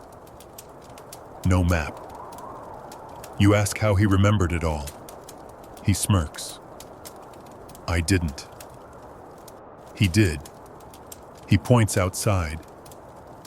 Your horse standing at attention, listening. The man studies him. He's been watching since you arrived. He remembers which direction you came from, how fast you were riding, how long you stopped, what kind of cheese you've been chewing. You blink, what? Okay, he says. Maybe not the cheese, but probably everything else. You finish your drink, step outside. The air feels heavier now. Not in a bad way, just full. Your horse walks to you, not fast, not urgent, just calm, knowing. You mount. The man nods once. No goodbyes. And as you ride back toward the main trail, you look down and notice something in your saddlebag. A tiny folded square of cloth. You didn't put it there. And your horse, he doesn't look at you. He just keeps walking, like he knows exactly what message you just received. The steppe has changed its face again. Gone are the golden waves of tall grass. Gone are the lazy breezes that whispered between your ears like half-remembered songs. Now it's white. White as a bone left too long in the sun. A blizzard has swept through the land during the night. And when you woke up, your horse was already half covered in snow, staring at you with an expression that said, well, you ride slowly now, your breath freezing before it leaves your mouth. The air has teeth. The sun is no help. It hangs in the sky like a coin dropped and forgotten. Light, yes. Warmth, no. Your horse, though, he's unbothered. In fact, he's better in this weather. He crunches forward through the snow, head down, mane crusted with frost. You notice how his body hunches slightly, shoulders lifted, tail, tucked legs, shifting rhythm. Not from cold, but strategy. He's adjusting to the terrain without hesitation. Because Mongol horses didn't just survive the cold, they engineered their movement for it. And right now, you're in the middle of a practical demonstration. You shield your eyes as the snow thickens. Visibility drops to a few yards. The world disappears. There's no up, no down, just blur. You rely entirely on your horse now. You have to. Your reins hang loose. Your voice doesn't matter. Your legs are too numb to nudge. And yet he continues forward. You notice his ears twitching constantly, rotating like little radars. He's not just looking for sound. He's listening to wind, sensing its change, gauging direction. That's your mainstream fact. Mongol horses were often relied on to navigate blizzards when their riders were effectively blind. They would lower their heads to the snow, sniff the direction of grass beneath, and keep moving. They never panicked. They adjusted. But you're learning something new now. Something unsettling. Because suddenly your horse stops. Again. Head raised, ears fixed forward. You squint. Through the snow, barely visible movement. But not wolves. Not riders. Something worse. a wall of white, a real blizzard.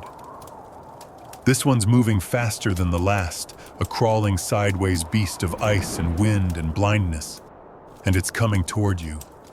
You shiver, clenching your fists, and then your horse does something you didn't expect. He walks toward a hill, but not up it, beside it, keeping the hill to his right. You don't question, you just go. The wind starts howling, your eyes water. Snow whips sideways, slapping your cheeks raw. You duck your head, bury your face into your scarf, and trust him. And then it happens. Your horse turns again, angling his body so that you're sheltered behind his neck. You blink. He's using himself as a windbreak. He slows his pace, letting you lean forward against the curve of his mane.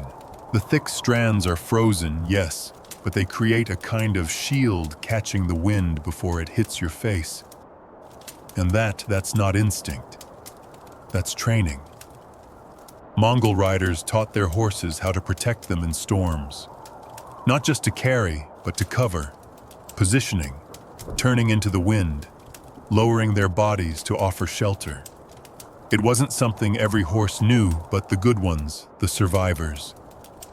They learned, you crouch as the storm roars around you, and your horse remains still. Strong, steady. He breathes slow. And you begin to calm, not because it's warm, it isn't. Not because you're safe, you're not. But because he's calm. And he's been through this before. Here's your fringe fact of the day in Mongol myth. The spirits of storms rode ghost horses, white mares with no shadows, who galloped through the sky, kicking up snow and thunder. It was said that a true horse could feel them coming long before humans could. Some herders even believed that when a horse refused to move forward, it was not stubbornness, it was deference. Respect for something unseen. Right now, you believe it. Because the air suddenly shifts.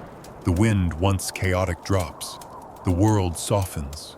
Visibility returns in slow motion like fog being pulled away from a mirror.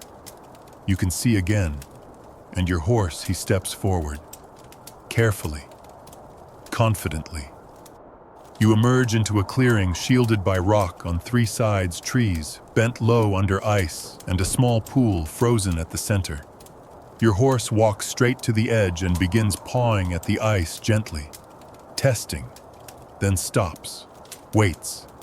You dismount and kneel beside him, watching. The ice cracks with a faint pop, and beneath it, water. He knew it was thin. He knew to stop. You break it with your boot heel, and your horse drinks slowly, the steam rising from the hole like incense. Later, you camp beneath the overhang of a rock wall. You wrap your cloak tight, but it's not enough. You lie close to your horse again. He doesn't mind. He shifts slightly to shelter you from the wind. And you notice something strange. He's facing the wind, not with fear, not in defiance, just ready. The fire crackles, your hands thaw, your heart slows. And you realize he is not your vehicle. He is not your pet. He is your first layer of defense, your cloak, your compass, your main shield. And when the storm comes again, as it always does, it will hit him first, and he won't flinch. The air is different today. Warmer, yes, but wrong somehow. It has that thick, metallic sharpness that doesn't belong to rain or wind. It clings to your nostrils and leaves a bitter film on your tongue. Your horse notices it too. He's stopped grazing ears, back nostrils twitching. You've ridden far from the main camps now, through empty valleys where even the birds seem to have packed up and left. The grass is thinner here, the soil blacker. And in the distance you see a shape, low to the ground. Box-like, unmoving. You ride closer. It's a cart, abandoned. Its wheels sunken into the earth like it's been waiting a long time to be remembered. Bones lie scattered around it. Not human horse. Your horse stops, refuses to get closer. You dismount and walk forward alone, boots sinking into soft ground. The smell hits you now, sweet rot and rust. A broken leather harness lies twisted near the cart. And something else. A small sack tied shut, still hanging from the cart's side. You open it. Inside are remnants of cloth-dried fruit and arrows. Not Mongol ones. Different wood, different fletching. And a symbol carved onto the shaft, a European cross. You're standing in the wake of a forgotten skirmish. A supply cart ambushed, abandoned, and never recovered. You turn back. Your horse is watching. He knows this ground. Not personally, maybe, but his body does. This is sickness soil, and soon you'll learn why. You mount again, and he carries you slowly away from the site back along the ridge. And that's when you see the real story unfold. A ruined camp, just beyond the tree line, barely visible. Collapsed tents, rotting wood. More bones, not just horse now. You swallow hard. Your horse refuses to go closer than the ridge. You don't blame him, because what you're looking at now is not just a forgotten skirmish. This is a plague site. Mainstream historians argue about the origin of the Black Death, but many point to trade routes, siege tactics, and yes, Mongol cavalry. Specifically, an infamous moment in the 1340s when the Mongols besieged the port city of Kaffa and reportedly catapulted plague-infected corpses over the walls. A horrifying early form of biological warfare. The disease spread fast, rats, fleas, humans, but also horses. Here's the strange part: Mongol horses weren't seen as prime plague carriers. They didn't seem to suffer as quickly, but their gear, their saddles, packs, reins held the bacteria. And as the horses moved across the steppe, across Asia into Eastern Europe, so did the plague. Some scholars call it accidental. Others say it was deliberate. Fringe stories claim that certain Mongol scouts intentionally led infected horses into enemy territory. Let them graze. Let them be stolen. Let them do the work. You look at your horse. He's standing very still now, ears back again, as if he remembers too much. You dismount once more, walk down into the edge of the ruin. It's quiet. Too quiet. Even the flies don't buzz. You find a torn saddlebag hanging from a branch. Inside, you find a rag doll half burned, a child's toy. Someone tried to destroy this camp, burn it, bury it, hide it. But the earth remembers. Your stomach turns. You've read about it, sure. But standing here, you feel the ghost of it in your bones. The weight of invisible illness. The idea that something so small could ride on the back of something so mighty and destroy millions. And here's the terrifying truth. No one suspected the horse. Not at first. People blamed the usual things: foreigners, rats, gods, bad air. But the Mongol warhorse, it looked strong, noble, untouchable, which made it the perfect carrier. You return to your horse. He hasn't moved. As you ride away, he doesn't break into a trot. He walks slowly, like he's carrying a memory, and maybe he is. You pass a stream. He refuses to drink. You pass a stone marker, one of those crude, hastily stacked grave signs. He gives it wide berth. Later that evening, a herder from a nearby camp asks where you've come from. You describe the ruins. His face darkens. "We don't ride that way," he says. "Not anymore." Why, he looks at your horse, then back at you. That's where the breathless death happened. You blink. What? He nods. No coughing, no fever, just silence. Riders fell asleep and never woke up. Horses, too. You think about the collapsed cart, the arrows, the doll, the silence. That night, you don't sleep easily. Your horse rests beside you. But he doesn't lie down. He stands guard. And in the stillness of the steppe, you wonder how much of history was shaped by men and how much by a silent breath on a saddle. There's a kind of silence that only lives near water. Not the emptiness of desert silence, not the howl through your soul silence of wind across plains. This one hums quietly beneath your skin. Heavy, wet, ancient. You and your horse stand at the edge of a riverbank, broad, slow-moving, and as reflective as polished obsidian. The air here is cooler, but not because of weather, because of something else. Your horse stops, doesn't drink, and that's your first clue. You step down from the saddle and approach the water's edge. Not far, just enough to see the reflection. Trees bend low on the other side as if trying not to be noticed. The water ripples once, no fish, no breeze, no falling leaves, just movement. Your horse exhales sharply. Something's wrong. The locals warned you, sort of. One old herder told you not to follow the trail past the river with two names. One name for the living, one for the dead. You thought it was a joke, or poetry. But now the hairs on your arms stand up. Your horse shifts behind you, one hoof stepping back into the earth, not with panic, but with respect. And suddenly you remember the story. The legend of the ghost hooves. Mainstream historians usually roll their eyes at it, calling it myth, metaphor, the usual. But on the steppe, it's told as plainly as yesterday's weather. Some rivers, they say, remember blood. And when enough horses die, their drown, collapse, fall in battle, the river keeps the sound.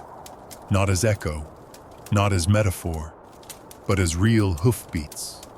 You don't believe it until you hear it, faint, far away.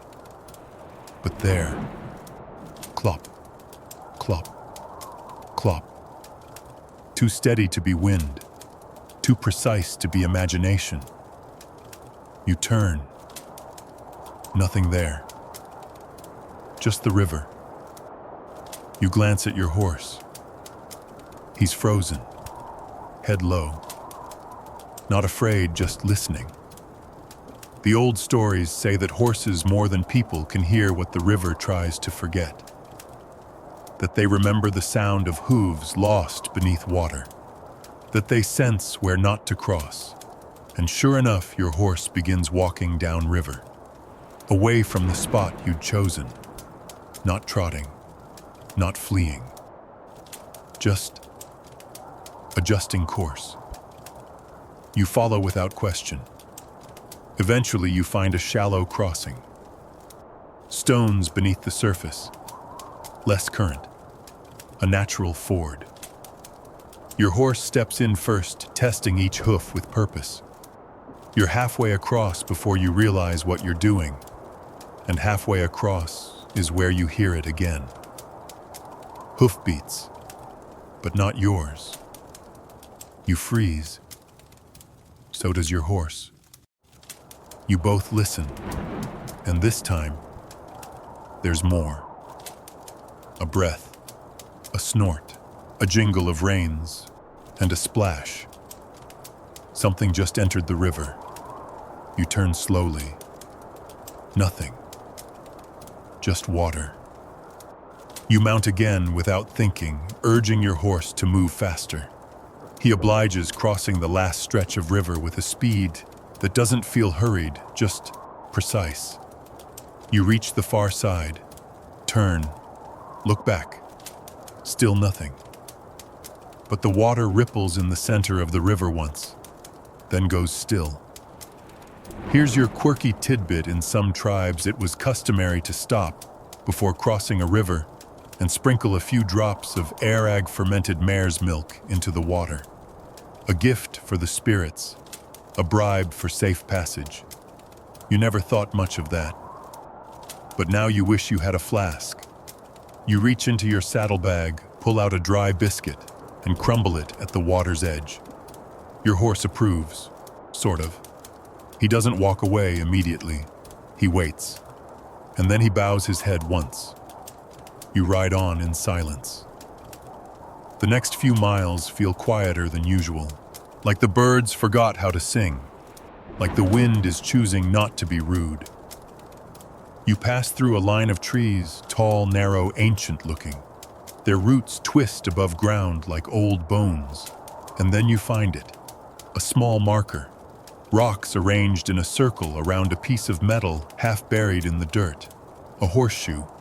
Mongols didn't use horseshoes, not normally.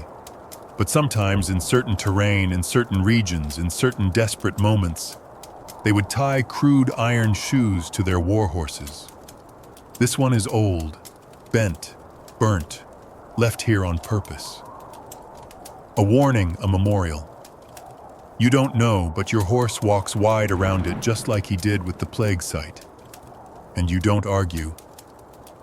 Later that night, back in a safer camp, a young herder asks where you rode today. You describe the river, the sound, the crossing. He listens, then nods. You heard them. You don't answer. He adds, "My grandfather says they only come when the living forget." Forget what? He shrugs. The names. You don't sleep easy that night. But your horse, he does. One ear twitching now and then, like he's listening, or maybe counting hoofbeats in dreams. The fire has gone out, not from wind, not from neglect, just time. You wake slowly, wrapped in your deal, the wool scratchy against your neck, and your breath visible in short puffs. Your horse is already awake, standing as always, watching the horizon like it expects something to emerge from it, or return. You sit up. Today feels different. You can't name it yet, but it's in the way the others move, quieter, more deliberate. No songs this morning. No joking during saddle prep. Even the dogs are still. One herder approaches, his face unreadable. "It's time," he says. You know what he means before he finishes the sentence. There was a death, not a warrior this time. A horse. You stand. There are no questions, not here. Because today you are about to witness something that few outsiders have ever seen, let alone understood. A horse burial. You ride slowly to the ceremony site. The others don't speak. The procession is small, 10 horses, a dozen riders, and a wrapped form on a hide-draped sled pulled by 2 silent mares. At first it looks like a human body, but it's not. It's a stallion. Dark coat graying around the muzzle, thick hooves, mane braided with thin strips of cloth tokens from years past. You can feel the gravity hanging around him like mist. This was no ordinary mount. This was a war horse, a companion, a veteran. And now he is being given the kind of farewell normally reserved for khans. Here's your historical grounding. Mongols did in fact bury horses with warriors. The practice was both spiritual and symbolic, ensuring the rider was not alone in the afterlife, and honoring the bond between them. But what you didn't know is that sometimes, not often, but sometimes a horse was buried on its own, because it had earned it. The burial site is a low hill chosen not for its beauty, but for its direction. Facing east, toward the rising sun. Your horse shifts beneath you as the group dismounts. He seems uneasy, and then you notice the others. Other horses, those not in the ceremony, are being kept back, farther down the hill. Watched closely, because something about this moment unsettles them.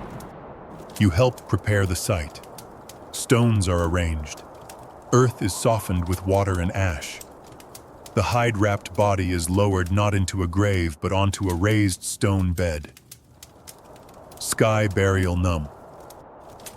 This is different. This is honor without sacrifice.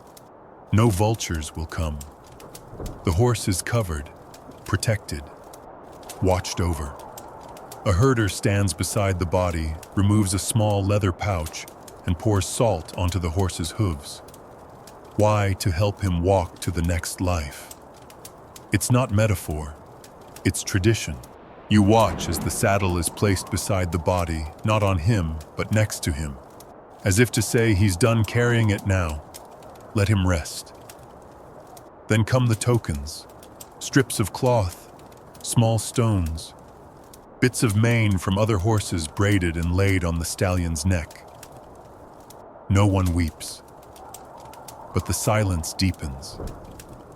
And here's your quirky detail of the day. In some rare cases, a second horse is brought, not to be sacrificed, but to stand beside the body for an hour. Not a blood relative, obviously, but a companion, a herdmate, a friend. They believe the living horse shares a final memory with the dead one, something unspoken, transferred, and then they part. It happens now. A light gray mare is led forward. Your horse perks up, he knows her. She walks to the body and stops. The wind stills. She lowers her head, touches his neck, stays there.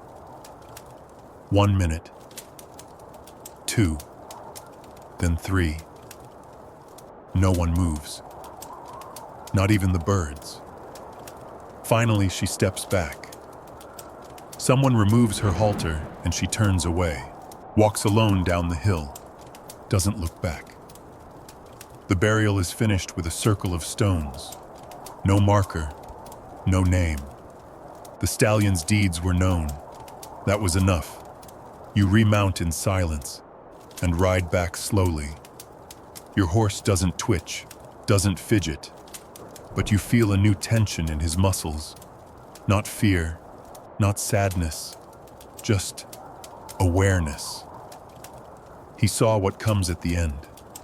He understands it better than you do. That night in camp, no one talks about the ceremony. They eat, they clean their gear, they tend to the foals. Life moves on. But later, while brushing your horse, you notice something. He's quieter, not just calm, introspective. You finish brushing and start to turn away. But he doesn't walk off like he usually does. He stays beside you and lowers his head gently onto your shoulder.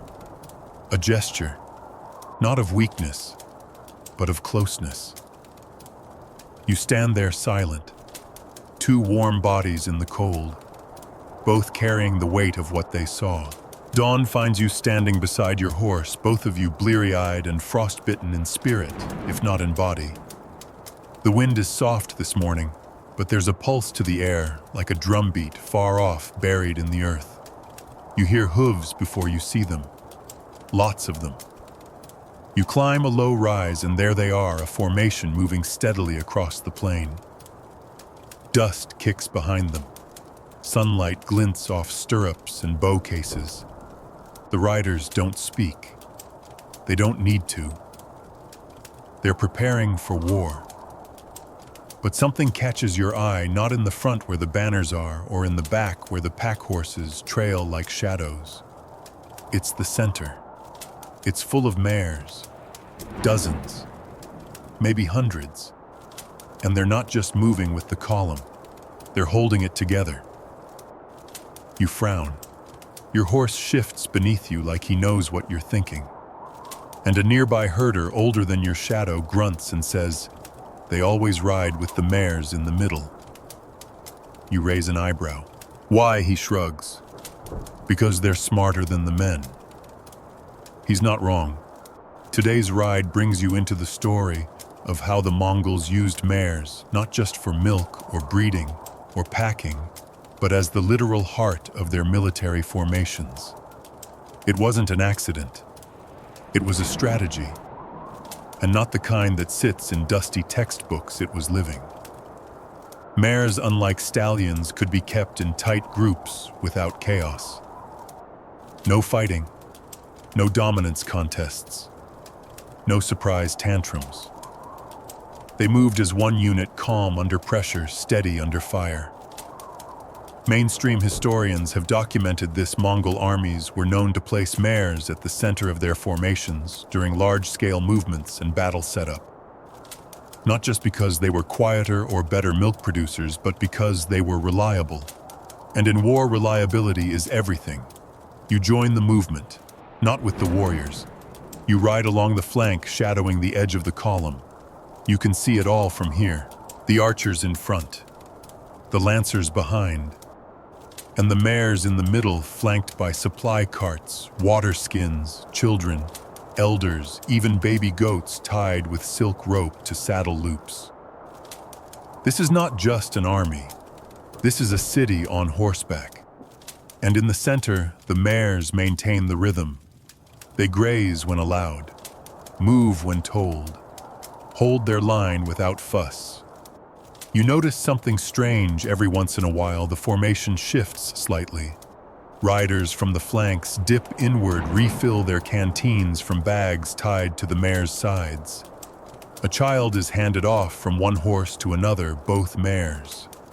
The handoff is seamless. These mares aren't just load bearers. They are infrastructure. And here's your fringe detail for today. During long marches, the mares were milked mid-ride. Riders would lean sideways, latch a bag, and collect airag without dismounting.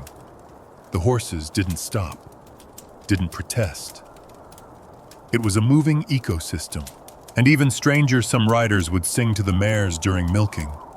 Not lullabies, commands, pacing songs. You hear it now. A low, rhythmic hum moving through the middle ranks like a heartbeat. Your horse turns his ears toward it even from this distance. He remembers it. You're told later that this was a form of tonal signaling passed through the mares, almost like vibrations they would carry down the line, syncing the herd. And that's when it clicks. This wasn't about gender. This was about stability. Mares don't fight when spooked. They group. They hold each other. They shelter foals, carry supplies, and can give milk in the morning and war in the afternoon. They're not symbols of peace. They're the center of gravity. At one point, you pass a warrior sharpening a curved sword beside a dappled mare. She's standing still despite the sharp ring of metal on stone. You ask, why a mare? He glances up. Stallions panic. Mares. Remember. Later in a rest camp, you find a cluster of riders circling around a fire. They're talking about a battle from years ago, a skirmish lost because a group of stallions broke rank and scattered in panic. One man says, "Should have ridden the mothers." They all nod. Because here's something whispered more than written: Mongols trusted mares in battle, not because they were calm, but because they were strategic. They protected the line. They protected the next generation. And sometimes they went on the offensive. You hear a story from a scarred old woman, a retired scout, who swears she once rode a mare that bit an enemy rider's leg mid-charge and yanked him off his horse. You believe her. Your own horse, no mare but no fool, either walks among them with deference. He knows his place. And when a foal approaches him wobbling on two thin legs, your horse steps aside gently, careful not to nudge too hard. You've never seen him do that with another stallion. The foal bumps into your knee. You steady it. Its mother watches you unmoving. Approval granted. Night falls, and as the riders settle into sleep, the mares stay near the center, breathing softly, forming a slow, invisible perimeter. A moving wall of warmth and memory and muscle. Your horse lies down beside one. He doesn't press too close, just close enough to share body heat. You rest beside him. You dream of hooves, not charging, not stamping, just walking endlessly rhythmically toward a horizon only they understand. When you wake, the mares are already moving again, so you follow. Because now you understand, before the Khans came the warriors. Before the warriors came the horses. And before them all came the mares. The weather has changed again, but it's not the wind you notice first. It's your horse. He stops. Just stops. Not for grass, not for water, not even because he's tired. He just won't move forward. And when you nudge him gently with your heel, he doesn't flinch, doesn't blink. His ears are flat, not back in fear, but sideways, listening to something you can't hear. You dismount, slowly, unsure. You try walking ahead on foot. He still won't follow. His gaze is fixed on the ridge ahead. The path curves upward, nothing too steep, nothing too strange. You've ridden terrain like this a dozen times now, but something about this one has changed the air. You look up. The clouds are gathering, but not dark, not threatening, just still. And the steppe for once has gone quiet. Not peaceful quiet, tense quiet. That's when the herder beside you mutters something under his breath. Shonian Urus. You ask him to repeat it. He shakes his head. Doesn't. But another rider nearby leans in and explains. It means the horses curse when they won't ride forward. You raise an eyebrow. Why? He shrugs. Some say they see something we don't. Something waiting. And here it is, the forgotten side of the Mongol warhorse's reputation. Not its speed, not its endurance, but its refusal. Because when Mongol horses refused to run, it meant only one thing. Something was wrong. And not just terrain or weather, something else. You lead your horse down the path, slowly taking a wide arc around the ridge. He follows reluctantly at first, then more freely, once the curve begins to pull away from the original trail. Nothing attacks you. No storm comes. No arrow sings through the sky. But the air stays heavy for hours. And no one in the riding group speaks. Here's your mainstream historical fact. Mongol horses were known for their near-perfect obedience in battle. But there are recorded instances, rare ones, of entire cavalry units stalling mid-charge because the horses simply stopped. No one had an explanation. Some say the ground had shifted beneath them, an earthquake. Others say a hidden ambush. One account claims the air was poisoned, but the horses, they knew first, and sometimes they made the decision for you. One herder tells you a story about a raid years ago, a night assault on a rival camp. His horse had been calm all day. Then just before the final approach, it stopped at the riverbank. Froze. Refused to cross. He beat it. Screamed. Still, it wouldn't move. So he dismounted. Waited. Within minutes, the first volley of arrows lit the sky ahead, an ambush. If he'd been 5 minutes further, he'd be dead. He finishes the story quietly. That horse died of old age last winter, he says. Still slept beside my tent.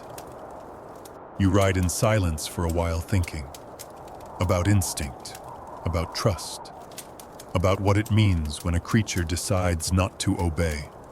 And here's your quirky tidbit. In rare cases, Mongol warriors treated their horses' refusal as a divine sign. Not just superstition, but a sacred moment.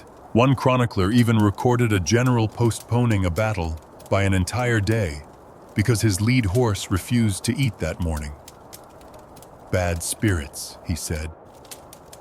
The next day, a sandstorm swept the plain. You start to wonder how much of history hinged on these moments.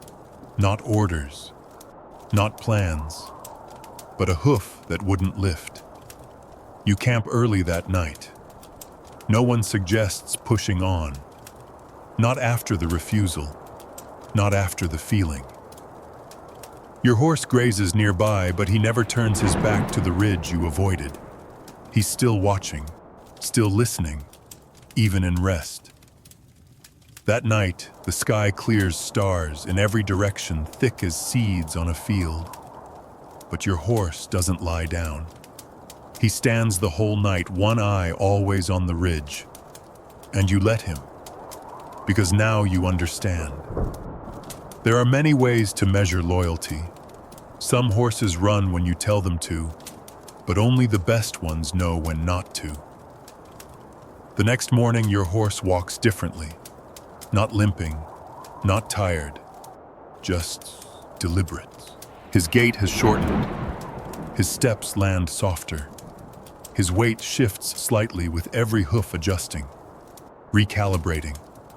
You wouldn't have noticed it days ago. But now, after all these miles, all these silences, you recognize the message. Something hurts. You dismount before he tells you to. Run your hands along his legs. No swelling, no heat. But when you press into the left foreleg just above the hoof, he twitches. Not much, just enough. You exhale slow. The step doesn't forgive cracked hooves. The herders notice too. They don't panic. They gather. One reaches into his bag and pulls out a small stone bottle. Another brings a pouch of dried herbs. A third begins pulling salt bricks from a canvas wrap. The treatment begins. Here's your historical anchor. Mongol horses often went thousands of kilometers without shoes. They didn't need them. Their hooves were naturally hard-shaped by environment and centuries of selection. But even they could falter on sharp rocks, salt plains, frozen mud. And when that happened, there was a plan. You watch as one herder mixes ground herbs into a thick paste, gray-green, pungent, sticky. He smears it over the sensitive area and wraps it in felt, tying it tight with a length of horsehair rope. No nails, no glue, just compression and knowledge. Your horse doesn't resist. He leans slightly into the pressure. Trust. And here's something peculiar. One of the herders takes a bite of the herb paste before applying it. Not a nibble. A bite. You raise an eyebrow. He shrugs. If it tastes right, it heals right. It's not superstition, it's experience. They can tell by flavor if the mix is too bitter, too dry, too weak. The horse's medicine is also the herder's.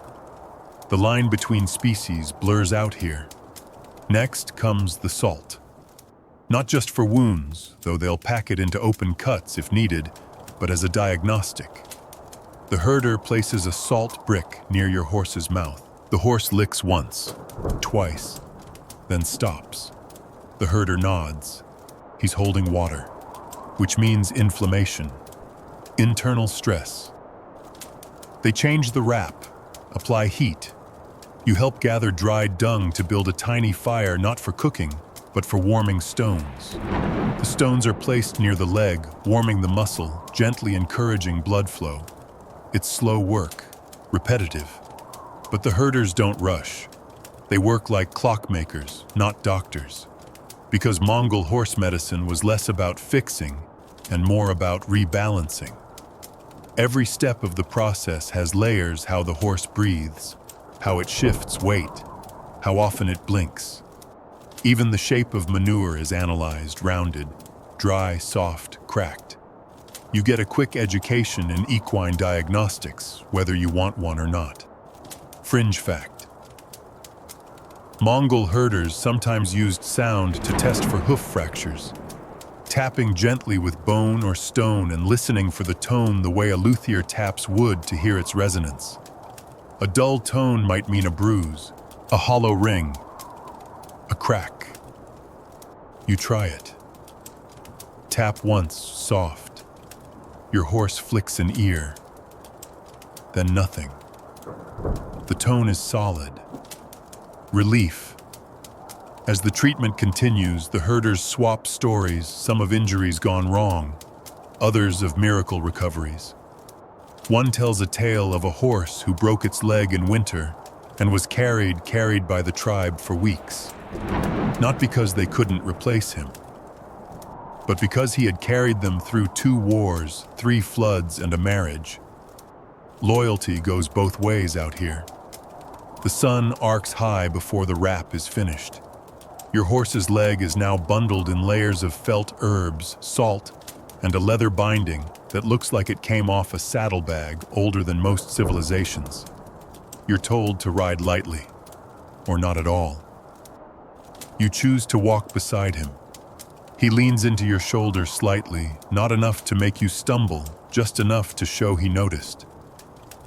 And here's something you never expected: walking beside a horse feels more intimate than riding one. Every step matches yours. Every sound echoes your own. You both become travelers side by side. No hierarchy, no commands, just movement. As the hours pass, the tension in his steps lessens. The wrap holds. The herders nod quietly when they see you both moving again. You're not healed, but you're healing. That night, someone offers you a cup of thick, hot milk. It smells like old wood and boiled socks, but you drink it anyway. Later, you find your horse lying down not from exhaustion, but from choice. You lie beside him, careful of the leg. He sighs. And you realize there's a lesson here. Even the strongest horses stumble. Even the fastest can falter. But what matters is how you treat the pause, how you respond when the hoof doesn't land right, when the path grows uneven, when salt bones and broken hooves remind you that even the beast that carried an empire needs a moment to rest. You wake to the sound of chewing, loud, slow, thoughtful chewing. Your horse is eating again, and not just nibbling, he's tearing at the grass like it insulted his ancestors. His injured leg is still wrapped, but he's standing on it, weight evenly distributed, tail swishing in an easy rhythm. He looks content. You can't help but smile. He's not sprinting, not charging, not galloping across the steppe like some cinematic hero, but he's healing, and in this world that's even more impressive. You start walking. He follows. By mid-morning, he trots. By midday, he's pretending nothing ever happened. And by evening, you're back in the saddle. The air is crisp and dry. The sun hangs low and wide. Shadows stretch out like soft paint across the grass. It's been weeks now, hasn't it? Days blurred into rides, rides into landscapes, landscapes into memories. And through it all, your horse. You start to notice the things he notices, the way he angles his body slightly away from the wind, the way his ears tick forward when you're approaching a hill with sharp rocks, the way he slows, not when the path gets steeper, but when the wind stops. That's when you realize you're no longer leading, you're following. It's subtle, unspoken, but real. Every step you take now feels less like travel and more like translation. You are reading the world through the lens of a Mongol warhorse. And the view is different. Everything is assessed for rhythm, distance, rest. Not emotion, not curiosity. Just how far, how fast, and how much strength will it take to return? It's a military mind disguised as muscle. You pass another camp. A boy no older than 10 leads a foal through a training exercise, ropes, turns, speed bursts. The foal stumbles. The boy doesn't scold. He just adjusts, slows, loops again. The foal improves immediately. You ask a nearby herder why they start so young, both the children and the horses. He grins. They're not training, he says. They're remembering. You blink. What does that mean? He shrugs. Every horse remembers how to be a horse. Our job is just to help them find the right version. You sit with that idea as you ride. What version of your horse are you riding today? The stubborn mule of week 1, the quiet guardian of the plague site, the wind-cutting warrior of the charge, or this one now steady, gentle, maybe even a little smug? And what version of you are he riding? That thought lingers. You pass a stone cairn with faded ribbons tied to a pole. You pause, curious. Your horse walks to it of his own accord and bows his head. The herder nearby explains, "That's a spirit pole for horses that died on the road." You ask if he lost one. He nods. A good one. Very fast. Too fast, maybe. You want to say something, but the wind carries your words away before you can find them. Here's your historical note. While Mongol culture was built around conquest and control, there was always this parallel current of reverence, especially for the animals who bore the brunt of human ambition. Horses weren't just machines. They were witnesses, carriers of songs, blood hopes, bones. One Persian source wrote that the Mongols would mourn a lost horse longer than a brother. You understand now, you really do. That night you camp alone again. Just you and your horse. You share your last dried cheese brick. He snorts at it. Fair enough. But he stays close. Lies down near your fire. When the wind picks up, he shifts again, blocking it half asleep, still keeping you warm. And you whisper just once to no one in particular. "Thanks." He doesn't react. Except maybe his ear twitches toward you. Not quite a nod, but maybe something like it. Because here's the final quiet truth of today. You don't own a Mongol horse. You don't train it. You don't control it. You partner with it. And sometimes, if you're lucky, you become the version of yourself he's willing to carry. You don't know exactly when it began, but your horse has slowed. Not in pain, not from exhaustion. He's just different now. You've been together a long time, longer than most travelers stay in one place, longer than most friendships last without words. And today he walks like the world no longer needs rushing. You crest a gentle hill and see it before you, the last camp. Smoke from cooking fires curls upward. Tents in neat rows. Herds grazing quietly on the golden carpet of the early autumn steppe. No drums. No banners, no horns of battle, just stillness. You dismount. He doesn't lower his head to graze. He just watches the land. And you realize this is his final ride. Not his final breath, no. Just his final gallop. You've seen him move like lightning. You've seen him steady as a stone in the face of storms, plague, rivers, fire. But now he doesn't move at all. Because there's nothing left to chase, and nothing left to flee. You walk beside him one last time, leading him toward the elder's corral.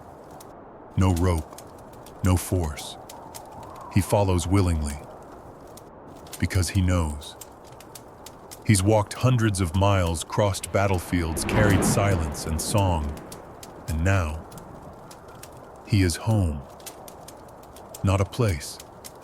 A moment, and the herders welcome him like they would an old friend returning from war.